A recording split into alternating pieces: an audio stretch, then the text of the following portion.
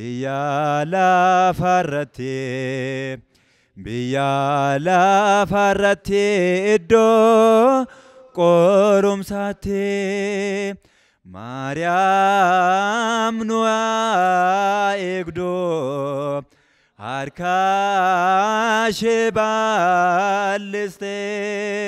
Waaqa jechuun kan hundaa, lafa jechuun kan hundaa, waaqa gurraacha garaa garbaa tokkicha maqaa dhibbaa, waaqa leemmoo garaa tadiidhaa, waaqa sagaltaman garbaa, waaqa salgan booranaa, waaqa torban boorantummaa, waaqa ciicoo gurraattii, waaqa bokkuu gurraacha garaa garbaa tokkicha maqaa dhibbaa, leemmoo garaa tadiidhaa, kan si uume hin jiru, kan si uumame malee, gogaa jiidhaa gogaa gootaa, roobdee biqilchitaa jeejee xiximsitaa, guddicha irree jirmaa mooticha of hin bulaa, hundumtuu siin gadi si kadhannaa nu awwaadhu, si kadhannaa nu dhagahi. Si kadhannaa nu awwaadhu, hamaan tulluu gama hoolu, hamaan malkaa gama hoolu, tolaan nu bira hoolu, araddaa keenya araddaa nagaa nu haa godhu, Oromiyaa nagaa haa godhu, biyya nagaa haa godhu, waltajjii keenya waltajjii gaarii nu haa godhu, waltajjii ittiin gammannee galu nu haa godhu, waltajjii ittiin biyya keenyatti araddaa keenyatti uummata keenya gidduutti gammannee galu nu haa godhu, waaqa hundumaa nu haa gammachiisu, gammachii keenya fiixaan nu haa baasu. An kanan beekaa waaqa wanarra beekaa iddoon itti hanqisetti waaqa itti guuteessin haa eebbisu. Anoollee nagaan nu haa bulchu. Anoollee nagaan nu haa bulchu. Hambullee nagaan nu haa bulchu. Fayyaa nagaa nu haa godhu. Biyya keenya biyya nagaa haa godhu. Biyyi keenya biyya nagaa haa ta'u. Dirreen keenya dirree nagaa haa ta'u. Oromiyaan nagaa haa taatu. Itoophiyaan nagaa haa taatu. Guddaan keenya nu haa bulu. Xinnaan keenya nu haa guddatu. Beekan keenyatti nu haa fullaa'u. Hawwallaali nu haa beeksisu. Afaan tokko nu haa godhu. Afaan tokko nu haa taasisu. Yaa gooftaa koo Iyyasuus Kiristoos cubbuu koo fi cubbuu uummata kee hundumaa ati nurraa haqi. Waaqayyoo qulqulluun sinaa eebbisu, Waaqayyoo sinaa hiiku. Waaqayyoo qulqulluun sinaa eebbisu, Waaqayyoo sinaa hiiku. Waaqayyoo qulqulluun sinaa eebbisu, Waaqayyoo sinaa hiiku. Eebba abboota amantaa, eebba jaarsa biyya keenyaa, sasaan kana dura eebbisanis sasaan har'a eebbisanis Waaqayyoo hunduma keenya wajjin haa taasisu. Sagantaa keenya guyyaa irraa mana lubummaa sabaaf sablammootaa biyyattii kanaa uummata biyyattii kana keessatti jiraatanii Waaqayyo wajjin wal dhaban Waaqayyo wajjin wal agarsiisuudhaaf mana amantaa Ortodoksii Itoophiyaa sabaaf sablammootaa ta'anii biyya kana keessatti Waaqayyo wajjiniidhaan wal arguudhaaf qabsoo aarsaa guddaa akka kaffalaa turaniidhaaf isaanis akkamittiin akka Waaqayyo wajjiniidhaan wal arguun irra jiraatu. Kana dura aarsaa kana dura tarkaanfiin tokko tarkaanfatame sun tarkaanfiin inni lammaffaa immoo maal akka inni barbaadu isa sana irratti mareetu geggeeffama. Dhimma kana irratti sutuu gara maree sanatti sus naqin fuuldura wantoonni baay'ee wanta fuula keenya irraati waliin barannu nu jiraachuu danda'a. Akkuma jirtanitti gaafa cina keessanii teessan yookiis bukkee keessanitti gaafa teessan wal dubbisuun wal ilaaluun barbaachisaa ta'a. Yoo yeeyyama Waaqayyo ta'e guyyaa irraa mana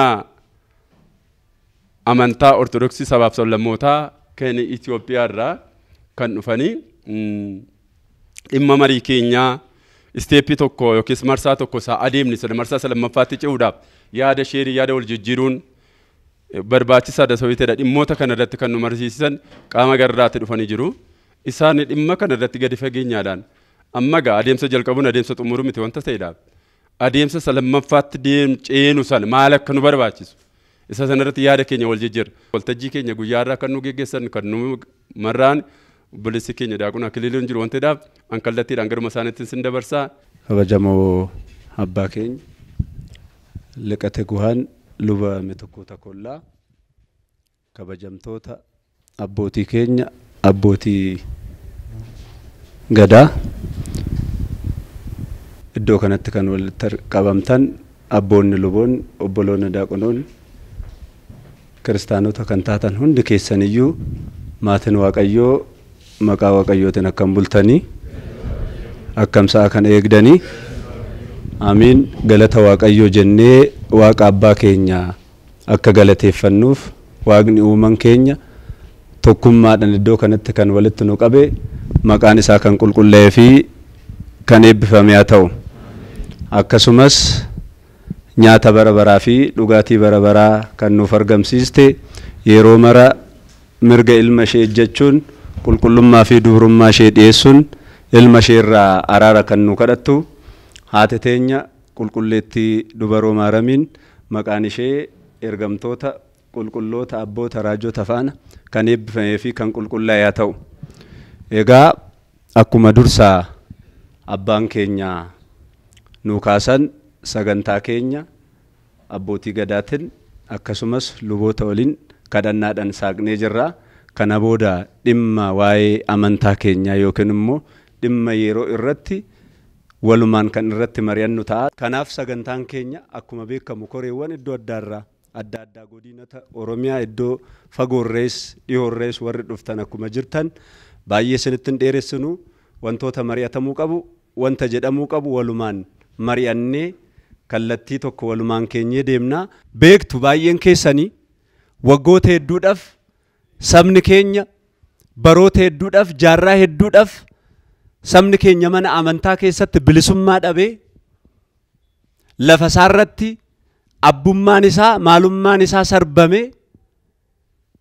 mana amantaa isaa keessatti mirgi isaa sarbame akka alagaatti ilaalamaa ture. Kanaaf manni amantaa ortodoksii biyya kana keessa jirtu kan keenya kan hunda keenyati. Garuu namoonni tokko akka dhuunfaa isaaniitti akka garee tokko qofa godhanii ilaaluudhaan kaleessa fi dheengadda har'as manni amantaa keenya rakkoo cimaa keessa jirti. Nutis mana amantaa kana rakkoo kana keessaa baasuudhaaf waliin mari'achuun waliin deemin barbaachisaadha waan ta'eef dhimmuma kanaaf godinota Oromiyaa iddoo adda addaarraa kan dhuftan magaalota Oromiyaa iddoo adda addaarraa kan dhuftan osoo nuffiin walumaan mari'annee kallattii tokko walii keenyatoo deemna. Dhimma kanarratti sagantaa kana kan nu mariisisan abbootiin keenya nu gidduu jiru. Akkuma beekamu Sinodoosii Oromiyaa fi sabaaf sallammii keessatti koree hojii gaggeessituu walitti qabaan abbaan keenya liqatu gwaan luba Mitikuu Takollaa fi barsiisan keenya koree keessaa Liqaa'ilaaf barsiisaa Taammiraat Gabbisaan nu gidduu jiru. Isaan dhimmuma kanarratti bal'inaan nu mariisisu waan ta'eef hundi keessaniyyuu yaada qabattanii dhuftan irratti wanta dubbatamuu qabu wanta mari'atamuu qabu wanta ka'uu qabu jettan waliin kaasnee waliin mari'annee kallattii tokko waliin keenyee deemin barbaachisaadha waan ta'eef amma yeroo keenya qusachuudhaafis jecha kallattumaan gara mariitan isin dabarsaa. Abbootiin keenya garana dhufanii walumaan gara marii deemnaa. Waaqayyo abbaan keenya hunda keenya faana ta'ee yaa'ii keenya walgahii keenya akka nuuf eebbisuuf eeyyama isaa nuuf haa ta'u. Garuma abboota keenya kabajamtoota hirmaattota yaa'ii kana godinaalee adda addaarraa kan dhuftan magaalaa Shaggar irraa Finfinnee irraa addatti kan argamtan hundumti keessanii akkam bultanii Waaqayyo waaqni abboota keenyaa fayyaaf nagaa nuti yoonaan nu ga'ee addaatti kan walitti nu qabee galannii fi ulfinni guddaan isaaf haa ta'u. Hundumti keessanii waamicha nu isinii goone kabajanii dhimmi kuni dhimma amantaa dhimma oromummaa ta'e addatti kan argamtan hunduma keessanii maqaa Waaqayyoon sin galateeffannaa. Keessumatti abboota gadaa yeroo baay'ee argachaa turre abboota gadaa abboota gadaa lama arganneerra. Keessumatti immoo abbootii abbaan gadaa warri tokko abbaan keenya Naqamtee irraa ka'anii sagantaa kana hirmaachuu dhufanii warra Naqamtees isaaniinis guddaa galateeffannaa. Hambaa of harkaa qabu jechaadha. Hambaa of harkaa qabanii qabatanii nu dhufaniiru. Qabatanii dhufanii immoo eebba mana ga'u nu eebbisiisaniiru. Eebbi isaanii hunduma keenya irraa bulu. Abbaan gadaa abbaan keenya koorsaanis yeroo baay'ee nu wajjin turanii keessumaa 14 asii qaama mootummaarra naanna'uudhaanii nu wajjin baay'ee hojjechaa turanii isaanis guddaa galateeffannaa. Hunduma keessanii maqaa Waaqayyoodhaanii sin galateeffachaa gara sagantaa keenyaatti yeroo seennu sagantaan keenya ajandaa tokko duwwaadha. Ajandaa nuyi qabnu tokko duwwaadha. Innis haala yeroo irratti mari'atanii kallattii isinii wajjin keenyee deemudha. Haala yeroo hundumti keenya hin beekna waan ta'eedhaaf haala yeroo irratti mari'annee kallattii keenyee deemna. Godinaalee hundumaarraa waamneerraa akka walgahii irratti argamanii dhimmi kuni dhimma hawaasaati. Hawaasi immoo sadarkaadhaan bulaa. Akka federaalaatti manni keenya kan jiru sarraa immoo gadi bu'ee biyya lallabaatu jira. Naannoo irra tarkaanfatee biyya lallabaa dhaqaa. Biyya lallabaa irraa immoo aanaatu bishaa aanaa irraa immoo sabakaa gubaa'eetu bulchaa.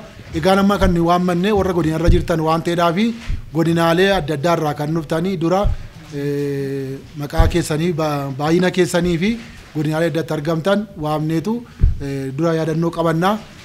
Godinaaleen kan biroon yaada dawwalaniiru haala danqama yookaan haala hiriira nagaadhaanii danqamanii kan hafan hin jiraatu. Isaan suni makiinaan akka sochoonee iddootti dhorkamee jira. Iddoon kaan immoo dhaabachaa dhuftanii dana keessaniitu guddaa isin galateeffannaa. Warri hafes yaada keessanii irratti hirmaachuutu barbaannu. Yaada isin keessan hundumaadha hin fudhannaa. Hawaa turre dhufuudhaaf garuu humni addaatti argamuudhaaf hin dandeenye waan ta'eedhaaf dhiifama nuu godhaa jedhanii bilbilaniiru. Warri edda dhuftan garuu akkuma beektanii warri kaan kalee galtanii warri kaan mukaarra bultanii haaluma rakkisaa keessa baatanii dhuftanii guddaa isin galateeffannaa. Gara ijoo keenyaatti yeroo deemnu adeemsa deemamaa ture hundumti keessan hin beektu rakkoo jiru isinii kaasuun hin barbaachisu. Rakkoon jiru godaa kaasee hiikamaa dhufee giddugaleessa akka ga'e beekamaadha. Keessumaa karaa lixa Oromiyaadha. Deemsaan dhufee addana ga'e. Addana ga'uunsaa immoo akka salphaattuu hin ta'in aarsaa gurguddoon itti kaffalame namoonni baay'een itti miidhamanii hojii irraa itti ari'amanii hanga wareegama lubbuutti kaffalamee dhufee addana ga'e. Dhufee addana ga'e kana immoo akka Oromiyaatti gurmaa'ee waggaa darbee sochiin jalqabuu isaa hin beektu. Sochii jalqabame kana immoo mareedhaanii tumsaa deemnee dhufnee addana geenye. Sanaadhaan deemaa dhufnee muudama ka'ee dura naannoo Addisuu Gabayaatti olga'ii geggeeffannee turre. Olga'ii sana irratti gaaffii guddaan ka'ee Phaaphaasota hanga 50 nuu muudaa kan jedhamutu ka'e. Daaqunoota hanga 2,300 5,000 nuu muudaa. Qeessota akkasuma nuu muudaa. Nama gaafatinaa nuyi mirga qabnaa kan jedhamutu ka'e gaafa sana. Egaa Waaqayyootti dabalamu jennee garaagara baanee hojiin akkuma sanaa itti fufaa ture. Koreen ijaaramee hojii sana itti fufee muudamii ta'eera. Muudamii ta'e kun immoo egaan uummata Oromoo daangaati hanga daangaatti akka gammachiise hundumti keessan beektu qabsoon addanatti hojjetame suni walumaa gala uummata bira ga'ee uummati qabateeraatti beeknami ammas.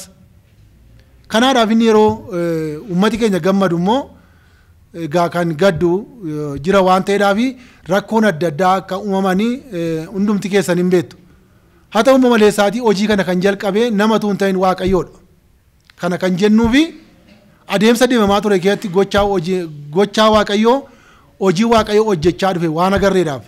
Magaalaa Finfinnee keessa teenyaa mareen hin geggeeffamaa muudamii haa ta'u jennaa Phaaphaasonni yookaan qomoosonni hin filatamu wayyaan hin hodhisiifamaa alaa hin bitamaa hin galamaa bakki isaa hin qabamaa amma kanaa nu tuffatanii dhiisaniidhaa fi hin dhageenyeesa nuyi waan beeknu hin qabnu garuu Waaqayyo adoochee kaa'eera hanga guyyaa muudama sanaatti. Hanga muudami sun ta'utti sochiin ta'u Finfinnee makiyaatti ta'e. Garuu adeemsa kana gufachiisuudhaaf jalqaba kan ta'e hin jiru. Isarra afaan Oromoodhaan akka tajaajilaman hin goonaa mana leenjii hin bannaa Phaaphaasota muunna jedhanii gaafa sana dubbachuu danda'u turan utuu muudamii kun hin ta'in. Utuu ta'eera ta'e garuu qabsoon kun gara uummataa hin ga'u ture. Uummati amma kanatti dammaqee kanan fudhatu ture. Kanaaf akka nadoochineedhaa fi akka teellaatti hin deebisneedhaa fi hojii Waaqayyo waan ta'eedhaa fi muudami sun raawwatee uummata keenya bira darbee amanaa keenya bira darbee hunduma uwwisuu danda'eera. Egaan taatee isaas ta'e hundumti keessan hin beektu gara biraatti deema ture. Haa ta'u malee tasgabbiidhaan uummati keenya waan sana dhaggeeffachaa ture akka dhufetti hin deebisne yeroo xoomiin laguun irratti labsamu deebiin laannee yeroo wayyaa gurraachi irratti uffatamu deebiin laannee yeroo mirguma qabdan wayyaa uffachuudhaaf jedhanii mana murtiitti kasasame uummati keenya hin dubbanne tasgabbiidhaan ilaale. Tasgabbiidhaan ilaalee hunduma isaa furmaata argata jedhamee deemamaa ture. Nutis karaan keenyaadhaa itti siqeenyaadhaan hordofaa turreerra ilaalaas turreerra. Egaan amma kan addanatti si waamneef hundumti keessan akka beektanii miidiyaa irraas akka agartanii abboonni keenyaa deebi'anii addana ta'aa jiru. Addana keessattis immoo rakkoo adda addaa uumamee akka isaan ba'anii iyyatanii taasifamaa tureera. Ta'eerasii kan didanii hafan immoo hin jiraatu. Egaa isaan kun hundumtuu immoo dhiphisinaa isaanii lafa kaa'anii inni qabatee hafee osoo hin ta'in achi ga'ee hin jiru. Haa ta'u malee isaatii uummati of eeggannoo gochuu qabu akka godhuudhaaf qabsoon dhufee isa bira ga'ee akka jalaa hin fudhatamneedhaaf ejjennoodhaan balbala isaa cufachuu akka danda'u eenyu kan inni ayyamee malee mana isaa galuu eenyuyyuu akka hin dandeenye akka agarsiisuudhaaf. Kan yeroo jennu immoo nuyi waan biraan ayituu hin ta'in i'ii duwwaadha wanti biraan jiru wanti dhufu hin jiru i'ii I'in immoo maa inni kan inni hin barbaadeetu na bushaadha waan biraan qabu. Akkuma saba sakamiidha kan barbaadeedhaan bulu uummati keenya mirga guutuu qabaadha. Gaaffiin keenya jalqabaas gaaffiin jalqaba gaafatame mataansaa uummati keenya nama afaan isaa beekuudhaan nama jaallateedhaan nama aadaa isaa safuu isaa beekuudhaan buluu danda'u qaba waan ta'eedhaaf Phaaphaasota 20 nuu muudaa jennee kadhanne isaanuma kadhanne garuu kana deebii waan hubataniidhaaf abboonni keenya muudamatti galan. Muudamni kun immoo uummata itti gammadee fudhateera. Kan raawwate immoo seera mana kiristiyaanaa raawwate miti abbaan jedhe immoo yoo jiraate waltajjii uumee ol falmee irratti mo'uu danda'a yookaan mo'amuu danda'a. Garuu waltajjiin uumamee falmiin geggeeffame hin jiru. Akkasumatti seera mana kiristiyaanaa yookaan qannoonaa mana kiristiyaanaatu cabee iyyi baay'ate. Garuu wanti cabe hin jiru. Abbootii Phaaphaasii 3 yookaan 2 isaa ol taanaan rakkoon jiraatee jennaan Phaaphaasii muuduu danda'uudha kan jedhu. Kanaaf abbootii amma falmaa jiranis nuyi seera mana kiristiyaanaa muudamne waan ta'eedhaaf hafuura qulqulluun kanaan kennama kan jedhee seera mana kiristiyaanaa kaa'e waan jiruuf sanaan hafuura qulqulluu waan fudhanneedhaaf nuyi muudama keenyaa gonkumaa hin gannuudha warri qabatanii jiran. Seera mana kiristiyaanaa raawwate waan ta'eedhaaf. Seera mana kiristiyaanaa cabsanii osoo jiranii seera mana kiristiyaanaa cabsanii nuun jedhan. Doogimaa diiganiitu jiraniiti seera mana kiristiyaanaa cabsanii nuun jedhan. Doogimaan immoo seera mana kiristiyaanaa ol yookaan qannoonaa ol. Doogimaan hin diigame jechuun amantii galanii jechaadha. Kanaadhaaf isaan immoo doogimaa diiganii jiru. Garuu jabaan reebee boo'icha dhowwa akkuma jedhamu akka ta'uudhaaf doogimaa diiganii osoo jiraniiti qannoonaa cabsan jedhanii nurratti iyyan. Doogimaan diigame maayin sabni tokko afaan isaadhaan fayyadamuudhaaf mirga guutuu qaba. Wangeelatu kaa'e. Doogimaa jechuun jecha wangeelaati. Jecha kitaaba qulqulluuti. Isa kana immoo kitaabni qulqulluun ifatti tajaajilamaan yookaan sabni itti dubbatamu afaan isaadhaan sagalee waaqayyoo dhaga'uu qaba. Ega jedhee booda inni barsiistu afaan uummataa hin beektu yennaa ta'e callisi jedhe. Kanaaf osoo callisuu qabanii yookaan immoo afaan hawaasa sanaa beeku osoo qabanii doogimaan osoo isaan dirqamsiisu afaan keenya nuu baadhaa. Isarrayyuu darbee aadaa keenya maalummaa keenya nuu baadhaa jedhamaa jira. Kun immoo akka kaleessaa deemuu hin danda'u. Arrarra teenya akka kaleessaa yaaduu hin dandeenyu. Akka har'aatti yaadna hin danda'ama innaati akka borii yaaduudha. Bor maaltu ta'a iftaan maaltu ta'a jennee yaaduudha. Yoo dadhabne garuu akkuma har'aatti yaaduu danda'uu qabna. Isa kaleessaa yaaduun dhalooti kaleessa turee arra hin jiru. Namni hundumtuu isa kaleessaa irraanfatee duratti fiigaa jira. Gara teelaatti deebisuun hin danda'amu. Kanaaf uummati keenya qixa kaleessaa hin jiru. Oromoo akka kaleessaatti yaadu ennaa ta'e inni kun dogoggora. Qixa kaleessaa hin jiru. Arra mirga isaaf dirqama isaa addaan baasee bareera. Bifa amantaadhaan afaan nama cuqqaaluun mirga namaa sarbuun hin danda'amu. Isa kana uummati keenya addaan baasee bareera. Kaleessa amantaadha jedhee dhaqee qooma'ee deebuu danda'a. Oromoon bataskaana keessatti yeroo 3 duwwaa barbaachisa. Tokko yeroo lafa isaa kennu lafa Oromoo irratti ijaarama waan ta'eedhaaf. Yeroo lafa isaa kennu hin barbaachisa. Yeroo mana ijaaru humna isaan hin barbaachisa. Yeroo mana ijaaru qabeenya isaan hin barbaachisa. Yeroo taabonni galu yeroo mi'i bataskaanaa bitamu qabeenya isaan hin barbaachisa. Isa booda mi'a qulqullummaa dukkaa kan dhufan akka aksiyoonaa kan afaan isaa hin beekne yeroo dukkaa dhufanii inni isa kana akka wanta ol hirkaa fuudhinsi raawwateet itti kennee yoo hin danda'ama ta'e killee haala dhaabatee torbee dhufee tsabala qammasee yookaan sanbatee gaafa isa ga'u baasee deebi'ee mana isaatti galuudha. Irraa fayyadamaa hin jiru. wal harkaa fuudhinsi raawwateera jechaadha. Kun hafuu qaba amantaadha. Jarri kunis amantaa geggeessu yennaa ta'e isa kana nuu beekuu danda'uu qabu. Amantaa geggeessu yennaa ta'e amantaan akka jedha waan ta'eedhaaf. Kanaadhaaf muudamni raawwate seera mana kiristiyaanaadhaan kan raawwate rakkoo Oromiyaa keessa jiru hiikuudhaaf kan ta'edha malee saba tokko miidhuudhaaf kan ta'e tokko hin jiru. Sabni eenyuyyuu afaansaadhaan barachuudhaaf saba afaansaa hooggansa afaansaa beekuudhaan hoogganamu mirga guutuu qaba. Ani afaan saban beeknee keessa dhaqee nan tajaajilan jedhu wangeelan beeka taanaan wangeelan nan dubbisa taanaan sabni sun waan an dubbadhu akka dhaga'uudhaaf afaansaa beekuu danda'uun qaba. Hin beeku ennaa ta'e garuu gara saba afaansaa beekuu deemuun dirqama kooti. Amma garuu dhageenyes dhiisnes dhimma tajaajilaa afaan keenya hin beennee miti. Goyoomsaa tokkotu jira. Anumaanuu kan na mudate naannoo Naqamtee turre iddoo tokko ijoollee yuunivarsiitii walitti qabamnee iddoo tokkotti maree geggeessina. Ijoolleen yuunivarsiitii irraa dhufanii kutaa adda addaa irraa dhufanii afaan Oromoon naannoo Naqamteetti haaraatti ta'etu baay'ee gammadanii irratti mari'achaa turre akkamittiin akka Oromiyaa keessa babal'isnu. Isa booda rakkoo jiru kaasan ijoolleen hin kaasan gaafa jimaataa mari'achaa turre sanbata duraa galgala mareetti deebine.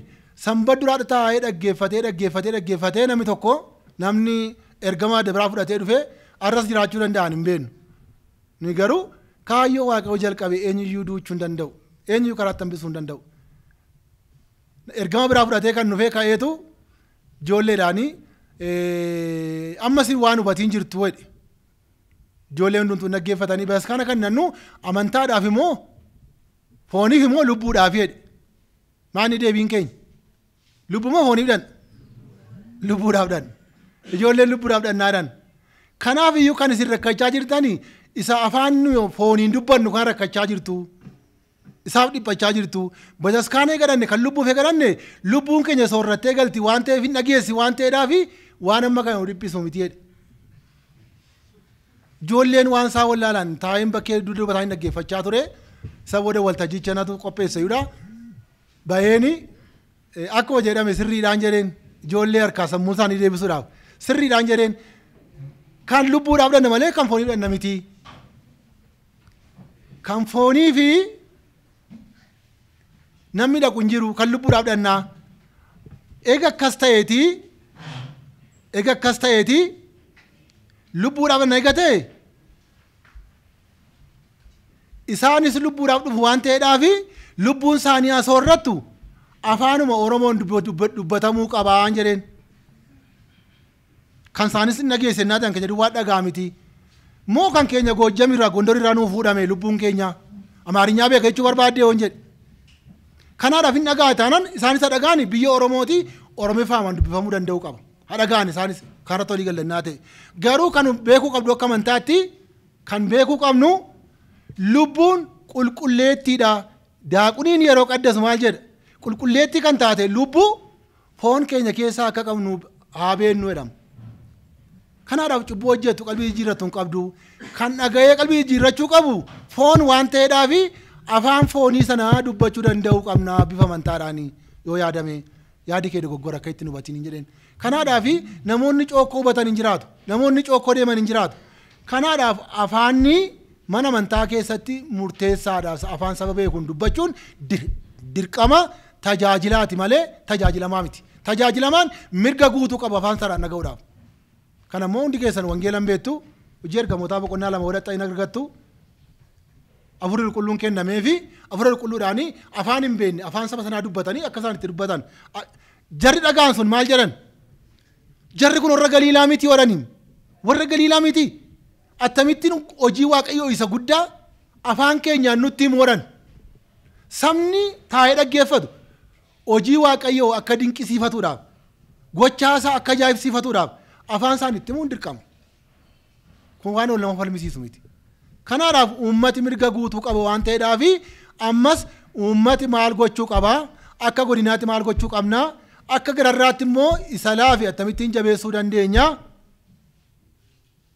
kaayyoo jalqabne akkamittiin bakka hangeenya kan jedhu isin biraa barbaachisa isinii wajjin mari'anne kallattii keenya ejjennoo tokko qabannee baana jennee isin waamne teellaatti akka hin deebineedhaaf karaa abbootaa agartaniitu gaaffii biraa waan barbaachisu natti hin fakkaatu namni miidiyaan hordofne hin jiru waan miidiyaa irra jiru gara uummataa wanti dhufe hin jiru uummati jabaatee dhaabachaa jira akka naannootti garuu jabaatee akka dhaabatuudhaaf asirratti ijaarsa keenya jabeeffannee gara gararraatti yoo dandeenye gara gararraatti falmuu yoo dadhabne immoo gara gararraatti qooddachuu nu waan jenne qabna akka koreetti iyyeetti galee jira ejjennoon keenya kanaadhaaf isin kanarratti yaada kaaftanii akkas ta'uu qaba kan jennu ibsa ejjennoo fudhannee gara deemamuu qabutti amma olittisaa jirra wanti gadi bu'ee hin jiru gajjallaa irraa cuunfinee waan finnu hin qabnu cuunfamee asirra jira cuunfamee gubbaa ga'eera keessumatti kan nama gaddisiisu gubbaadha gad deebisuudhaaf gajjallaa irratti akkanii taphachuudhaaf amma isaa maal gochaa jiru hojii nuu kennaa jiru ajandaa nuu kennaa jiru kan irratti mari'annu jalqaba garuu nuti ajandaa kenneef amma garuu isaan maal gochaa jiru ajandaa nuu kennaa jiru abboota keenya ajandaa Oromoo fudhatanii ba'anii abboota 26 sablammiidhaaf illee ummata keenya dabalatee sablammiidhaaf illee Phaaphaasota 26 muudan harkaa fuudhamee har'a Phaaphaasota kan filan namoota eenyufa akka ta'an hin beektu. Abaluu jireessinii kaasuun hin barbaachisu. Namni miidiyaa of harkaa hin qabne jiru. Tarii namni odeeffannoo irraa fagaatee jiru jiraachuu danda'a. Gaafuma ka'e bahee dhufee kan dubbatu. Yerootti garuu hundumtuu hordofaa jira walitti himaa jira hin beeknu dawwalamee nutti himaa jira waan ta'eedhaaf. Kanaadhaaf ajandaan harkaa fuudhamee Oromiyaa irratti kan ta'e kan biraafis kan Phaaphaasota filanii kaa'amaniiru. Kun immoo gonkumaa akka kaleessaadhaa namni muudee nurratti arguu hin danda'uun immoo ejjennoo keenya ibsineera. Isa kana sinii dubbiseen dhuma ishee jechaadha.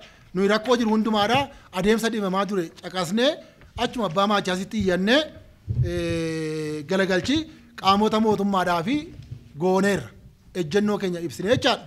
Ejjennoon keessan immoo maal fakkaata isa jedhu isintu booda kaasaa utuu isin hin kaasin garuu obboleessi keenya Taamiraat waatti dabala. Ishee kana isinii dubbisuudhaa fi ይህ ለዘመናት የቆየው ለማስተካከል ሲባል በቀኖና ቤተ ክርስቲያን የተሾሙት 25ቱ ኤጲስቆጶሳት በሚመናን ሁሉ ተቀባይነት ያገኙ በመሆናቸው ከክልሉ አልፎ በሀገረ ስብከቱ ውስጥ የተወለዱና የሕዝቡን ባህልና ወግ ቋንቋ የሚያውቁ በመሆናቸው በተመደቡበት ሀገረ ስብከት ስራቸውን እንዲቀጥሉ እንዲደረግልን እየጠየቅን ከዚህ አልፎ ቀድሞ የነበሩት ጳጳሳትን መመለስ ወይም አዲስ ጳጳሳትን ሹሞ መመደብ ወይም ይህንን መንገድ አገኝተው እንደ ትናንቱ ኦሮሞ መስለው ለመሾም የሚሮጡ ሹሞ እንደ ትናንትናው በኦሮሞና በብሔር ብሔረሰቦች ላይ ማጫን ከቶ ስለማይታሰብና ህዝባችንና ኮሚቴው ድርጊቱን የምናወግዝና የማንቀበል መሆኑን እየገለጽን ካልሆነ ግን በመጽሐፍ ቅዱስና የሀገሪቱ ህግ መንግስት በሚፈቅደው በገዛ ቋንቋችን የማምለክና የማማር መብት ተጠቅመን የመጨረሻ እርምጃ ራስን የመቻል ውሳኔ ለመወሰን የምንገደድ መሆኑን በእግረ መስቀሉ ስር ዝቅ ብለን እየገለጽ ግልባጭ የተደረገላቸው የመንግስት አካላትም የህዝቡን ድምፅ በማክበር አስፈላጊውን ትብብር ሁሉ እንዲደረግልን በአክብሮት እንጠይቃለን። ጀነ ejjenno keenya ibsinee gashineera kun kan barreeffame gaafa 11 ji'a 7ffaa 2015 gashineera manbara patriarkii galeera maayini muummicha ministeeraadhaa fi wanni ergameera telegiraamaan ergameera qaamota kan federaalaas kan oromiyaas bakka hundumaa galee jira jechaadha kun ejjennoo keenyaadha ejjennoo koreen qabuudha ejjennoo nu ibsineedha gararraa warri ejjennoo isaantu beeka nu hin beennu ejjennoo namaa keessan galu gonkumaa immoo namaanii wareegama naa kaffaluu qaba baluun jedhina ani hin jedhu abbaatu amanee wareegama fudhata abbaan kun kana maa dabarse kana gochuu qaba jennee itti murteessuun dogoggora nuyi qixa keenyatti gochuu dandeenya wallagga lixaa yookaan Harargeen yookaan Asallaan ofiisaadhaan murteessee godina koo keessa kanaan dura qofa Phaaphaasota kan ari'aa turanii godina biraadhaan mari'atanii miti abbaan kun nuun ta'u jedhanii kan murteessan firraariyaan godina biraadhaan mari'atanii miti koree giddu galeessaan mari'atanii miti Phaaphaasii biraadhaan mari'atanii miti qixa jirruutti ejjennoo godhannee uummata keenya qabannee jennaan dallaan keenya cufaadhaa eenyuyyuu keessa galuu hin danda'u. Eenyuun iyyuu muudee nurratti arguu hin danda'an. Adeemsa deemamaa jiru nuyi sinis argaa jirtu. Gara kamitti akka deemaa jirtu. Abuuruu jedha Oromoon abuuruun jechuun haalli gara kamitti akka deemaa jirtu argaa jirra waan ta'eedhaaf ejjennoon kan keenya kana fakkaata inni dhumaadha. Wanti jiru jiraachuu danda'a, laafinni jiraachuu danda'a, walmuufiin jiraachuu danda'a. Garuu kaayyoon kun dhufee asirra ga'ee jira. Ejjennoon keenya kanarra ga'ee jira waan ta'eedhaaf karaan keessanii waan jiru isiniin kaaftu. Isa dura garuu obboleessi keenya Taamiraat waan xinnoo dubbatee ajandaa gara keessanitti deebisna. Abbaan keenya Liqatu Guwaan waa bal'aa isaa dubbataniiti kan jiranii. Ani waama gabaabaa jedhuudhaa fi bakka isaanii dubbatan irra hin deebi'u yeroo keenya wajjin deemuuf jecha jechuudha. Gaggabaabsee maal keessa dabarree maaltu nu hafee eessa geenyee jirra waama jedhu waan gaggabaabduu kaasuun barbaada. Egaan akkuma beekamu hojiin kun waan amma aniif isin addana teenye mana kana keessa teenye mari'annu kun ajandaa salphaa gootaniin ilaalina. Ajandaa mandaraa gootaniin ilaalina. Waan biyya kana miilla tokkoon dhaabe waan addunyaa kana raase al takkaadhaan miidiyaalee gurguddaan addunyaarra jiru jedhaman kan dhimma kana irratti gabaasa dhiyeessanidha jechaadha. Seenaa Oromoo keessatti keessumattuu immoo seenaa mana amantaa keenyaa sabi keenya waaqeffatu keessatti taateen akkasii yeroo jalqabaati jechuun hin danda'amu. Kanaaf iyyuu dhimma kana salphisnee ilaaluun nurra hin jiraatu jechaadha. Dhimma aarsaa guddaan itti kaffalamee as ga'eedha dhimmi kun. Namoonni waggoota dheeraadhaaf kana wajjin dhamaa turan jiru. Namoonni mindaa isaaniirraa ari'aman jiru. Namoonni taayitaan lubummaa isaanii irraa fuudhame jiru.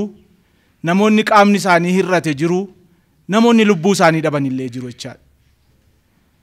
Kanaafuu dhimmi kun dhimma salphaa ajandaa mandaraa miti jechaadha. Ajandaa guddaadha. Keessattuu saba keenyaaf ajandaa guddaadha. Otoo amantaadhaan gargar hin baane hojii dhimma amantaa ortodoksii qofa otoo hin taane Oromoodhaaf illee akka waliigalaatti hiika qabachaadha dubbiin kun. Kanaaf iyyuu xiyyeeffannaa isaaf malu itti kenninee ilaaluun barbaachisaa natti fakkaata. Maal jechuu barbaadeetanii hojii keessa dabarree as geenye kana keessatti waan hin danda'ama jedhamee sekendii tokkoof hin yaadamne waan hin yaadamne kan itti raawwatee argamedha jechaadha. Waan hin yaadamne baroota keessatti Oromoon akka kanatti iccitii isaa qabatee dhimma amantaa isaa irratti balbala isaa cufatee gola isaatti waan mari'achuun isarra jiraatu mari'atee waa xumuree yeroo inni itti gadi baase yeroo kana jechaadha. Yeroo baay'ee akkuma beektan mari'achuudhaaf as hin jirru, fala dha'uudhaaf as hin jirru, ajandaa gurguddaa qopheessinaa, waa gurguddaa bocnaa garuu karaatti hafa jechaadha. Gariin iccitii keenya eeggachuu dadhabuudhaan, gariin deemnee walakkaa geenyee walima keenyaa wal sochoosuu dadhabnee burjaaja'uudhaan, gariin olola adda addaa sodaachuudhaan deemee yeroo ajandaan keenya karaatti hafutu ture jechaadha. Waaqayyoof galatu dhimma kana waxabajjii 18 bara 2014 magaalaa Sabbataatti jalqabne jechaadha.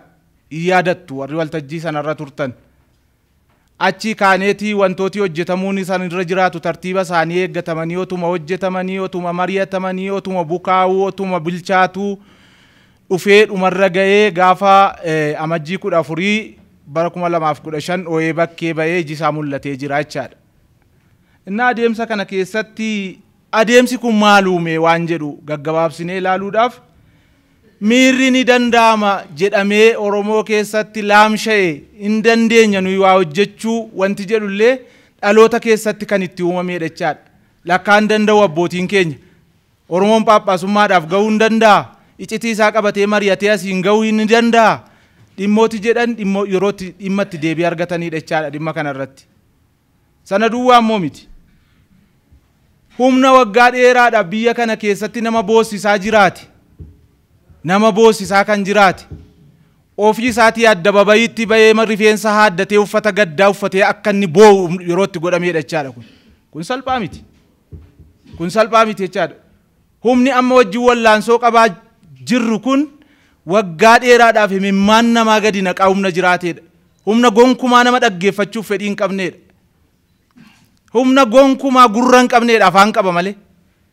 Ni haasa'a malee waan jalaa jedhamu waan yaada isaa kennamu fudhachuudhaaf qophaa'ummaa humna hin qabneedha. Sochii taasifame humni kun addabaabayitti bahee irrii jedhee boo'ee rifeensa ofirraa haadee uffata gaddaa uffatee guyyaa sadiif agartaniittu waan ta'e jechaadha. Kun salphaa miti. Salphaadha jennee ilaaluus hin dandeenyu jechaadha. Inni kan biraani yaada saba keenyaallee gar tokkotti fideera dhimmi kun.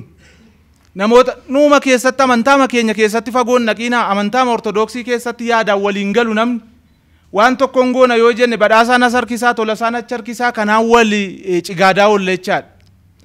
Haala amma keessa dabarreen garuu yaada tokkoon fedhii tokkoon miira tokkoon namni hundumtuu dhimma kanarratti xiqqaa guddaadha jedhee otuu of hin qusatiin wanta isin hojjettan jechaadha. Qaamni amma addana jirtan kun wanta isin hojjettaniin dhufee wanti kun addana ga'eera jechaadha. Kun salphaa miti. Salphaa goonee ilaaluus hin dandeenyu. Wanta hojjenneef kirediitii kennaan deemnu yoo ta'e, wantoota hojjenneef beekamtii kennaan deemnu yoo ta'e, hojii boriitiif nu qopheessuu hin danda'u waan ta'eef waan salphaa miti jechaadha. Wanti isin hojjettan, wanti nu hojjenne waliin taaneeti kun hojii nama tokkoo miti jechaadha. Kan addanatti hin argamne illee namooti baay'een gumaacha qabu as keessaa. Amantooti biraan gumaacha qabu. Kan namoota maddana hin jirre gumaacha qabu. Lubooti keenya gumaacha qabu. Tajaajiltooti keenya gumaacha qabu. Barsiisoti wangeelaa gumaacha qabu. Faarfattooti keenya gumaacha qabu jechaadha. Nami kana keessatti Oromoo ta'ee gumaacha hin qabne tokkollee hin jiru jechaadha. Kanaaf iyyuu hojii kana xiqqeessinee ilaaluun nurra hin jiru jechuu barbaadeetanii kan biraanii waan duratti kennuudhaaf fedhii hin qabne illee jarri kun harki isaanii micciirame akka kennan ta'eera jechaadha. Kennuudhaaf taasuma fedhii kan hin qabne. Afaan Oromoodhaan taasumaa namni bataskaana keessatti qaaddasuu miti dubbachuu isaallee sadarkaan fedhiin itti dhabamu jira jechaadha. Maal nu godhan kitaaba qiddaasee yeroo eebbifamoo Abune Phaawulos jiran afaan Oromootiin sirna galatootiif kan ta'u kitaabni qophaa'ee ture. Kitaabni sun garuu maal jedhu abbootiin akka duwwaan taaneef itti cuubi akka ittiin qabanneef irraa urgufi jedhu miti akkana ta'e jechaadha. Waan guuttachuun isa irra jiraatu guuttatee bilchaatee kan nufe miti. Isumayyuu immoo kitaabicha maxxansanii eebbisiisanii gallakkisiisaniitu akka inni hin tajaajilamne immoo dhorku. Lakkii zeemaa cabaa, lakkii dheekkamsa nutti fidaa, lakkii akkana nu godhaa kan jedhuun tasa akka inni tajaajilan irra noolle immoo fagoo miti beektu hundi keessa warri waliin turre baay'een keessan beektu jechaadha. Kanarratti wallaansoo guddaa taasisaa ture. Bara 84 qabnee warri wajjin wallaansoo qabaa turre baay'een keessan jirtu jechaadha. Namoonni dhimma kana kaasan yeroo duraatti bara sirna duraa maaltu jedhama mootummaa biratti abaawoodha taappeellaan laxxafamu.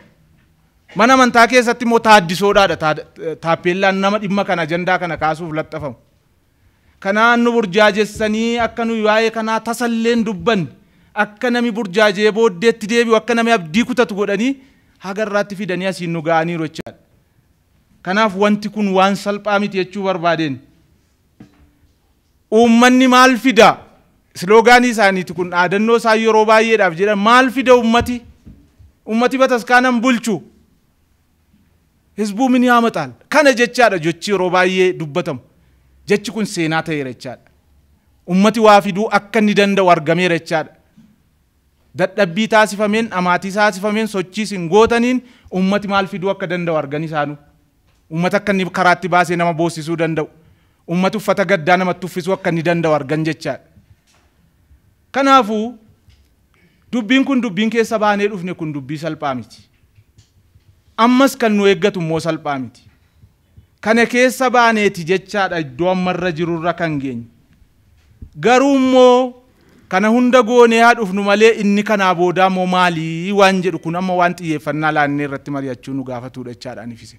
Qaamni amma mana kana keessatti argame hundumtuu warras hin jirres warras jirus wanti nuyi xiyyeeffannaa tokkoof tokkotti laannee yeroo keenya irratti finnee mari'achuun nurra jiraatu kanaa booda as geenye amma dhufne kanaa boodi maal ta'a kan jedhu kun deebii argachuu danda'utu irra jira jechaadha waltajjii kana. Kanaafuu abbootiin keenya ga'ee abbummaa isaanii raawwataniiru. Tokkollee waan irraa eegnu waan isaanitti hafe hin jiru jechaadha. Haga lubbuu isaanii aarsaa godhanitti waan dhufu haa dhufu jedhanii kana ofitti murteessanii raawwatanii jiru jechaadha. Abboota keenya irraa homaallee hin eegnu kanaa booda. Nutu haala mijeessaaf jechaadha abboota muudaman kanaan. Haala mijeessinee akka isaan nu tajaajilan gochuun waa lama filatta mitiire jedha wangeelliyyuu waa lama harka kee keessa dura fuula kee dura kaayiraa gara isa barbaaddeetti harka kee galchi. Abidda bishaanni fuula kee dura jira gara isa barbaaddeetti harka kee galchi. Nus milkaa'innis fuula keenya dura jira kufaatiinis fuula keenya dura jira jechaadha. Akkaataa nu itti harka keenya galchinuu fi akkaataa filannoo keenyaatu lamaan isaarrayyuu nu buusa jechaadha. Milkaa'uu feenaan milkaa'uun harkuma keenya keessa jira goonees agarreerra waan ta'eef. Kufuu feenaanis kufuun harkuma keenya keessa jira jechaadha. Kanaaf iyyuu ammaan booda dhimmi xiyyeeffannoo kennamee irratti mari'atamuun irra jiraatu haala kamiin dhimma jalqabame kana fuulduratti oofuu dandeenya attamitti fufsiisuun danda'ama kan jedhu kun sirriitti bilcheessinee arra irratti walii gallee asii deemuun nurra jiraata jechaadha. Isa kanarratti yeroo keenya laannee yoo mari'anne jechuu fi ulfaadhaa. Namooti hundumtuu yaada isaa akka ibsatu daqiiqaa keessanii eeggadhaatii hanga daqiiqaa 5 caalaa hin baay'isinaa. Yaada keessan nu ibsa kallattii himaanii gara keessanitti deebinaa yeroo laattanii maqaa keessanii godina irraa dhuftanii nu ibsitu. Ani maqaan koo Barsiisaa Dhugumaa Fulla'aan jedhama. Kanan dhufee kutaa biyya lallabaa Shawaa Lixaarraayi.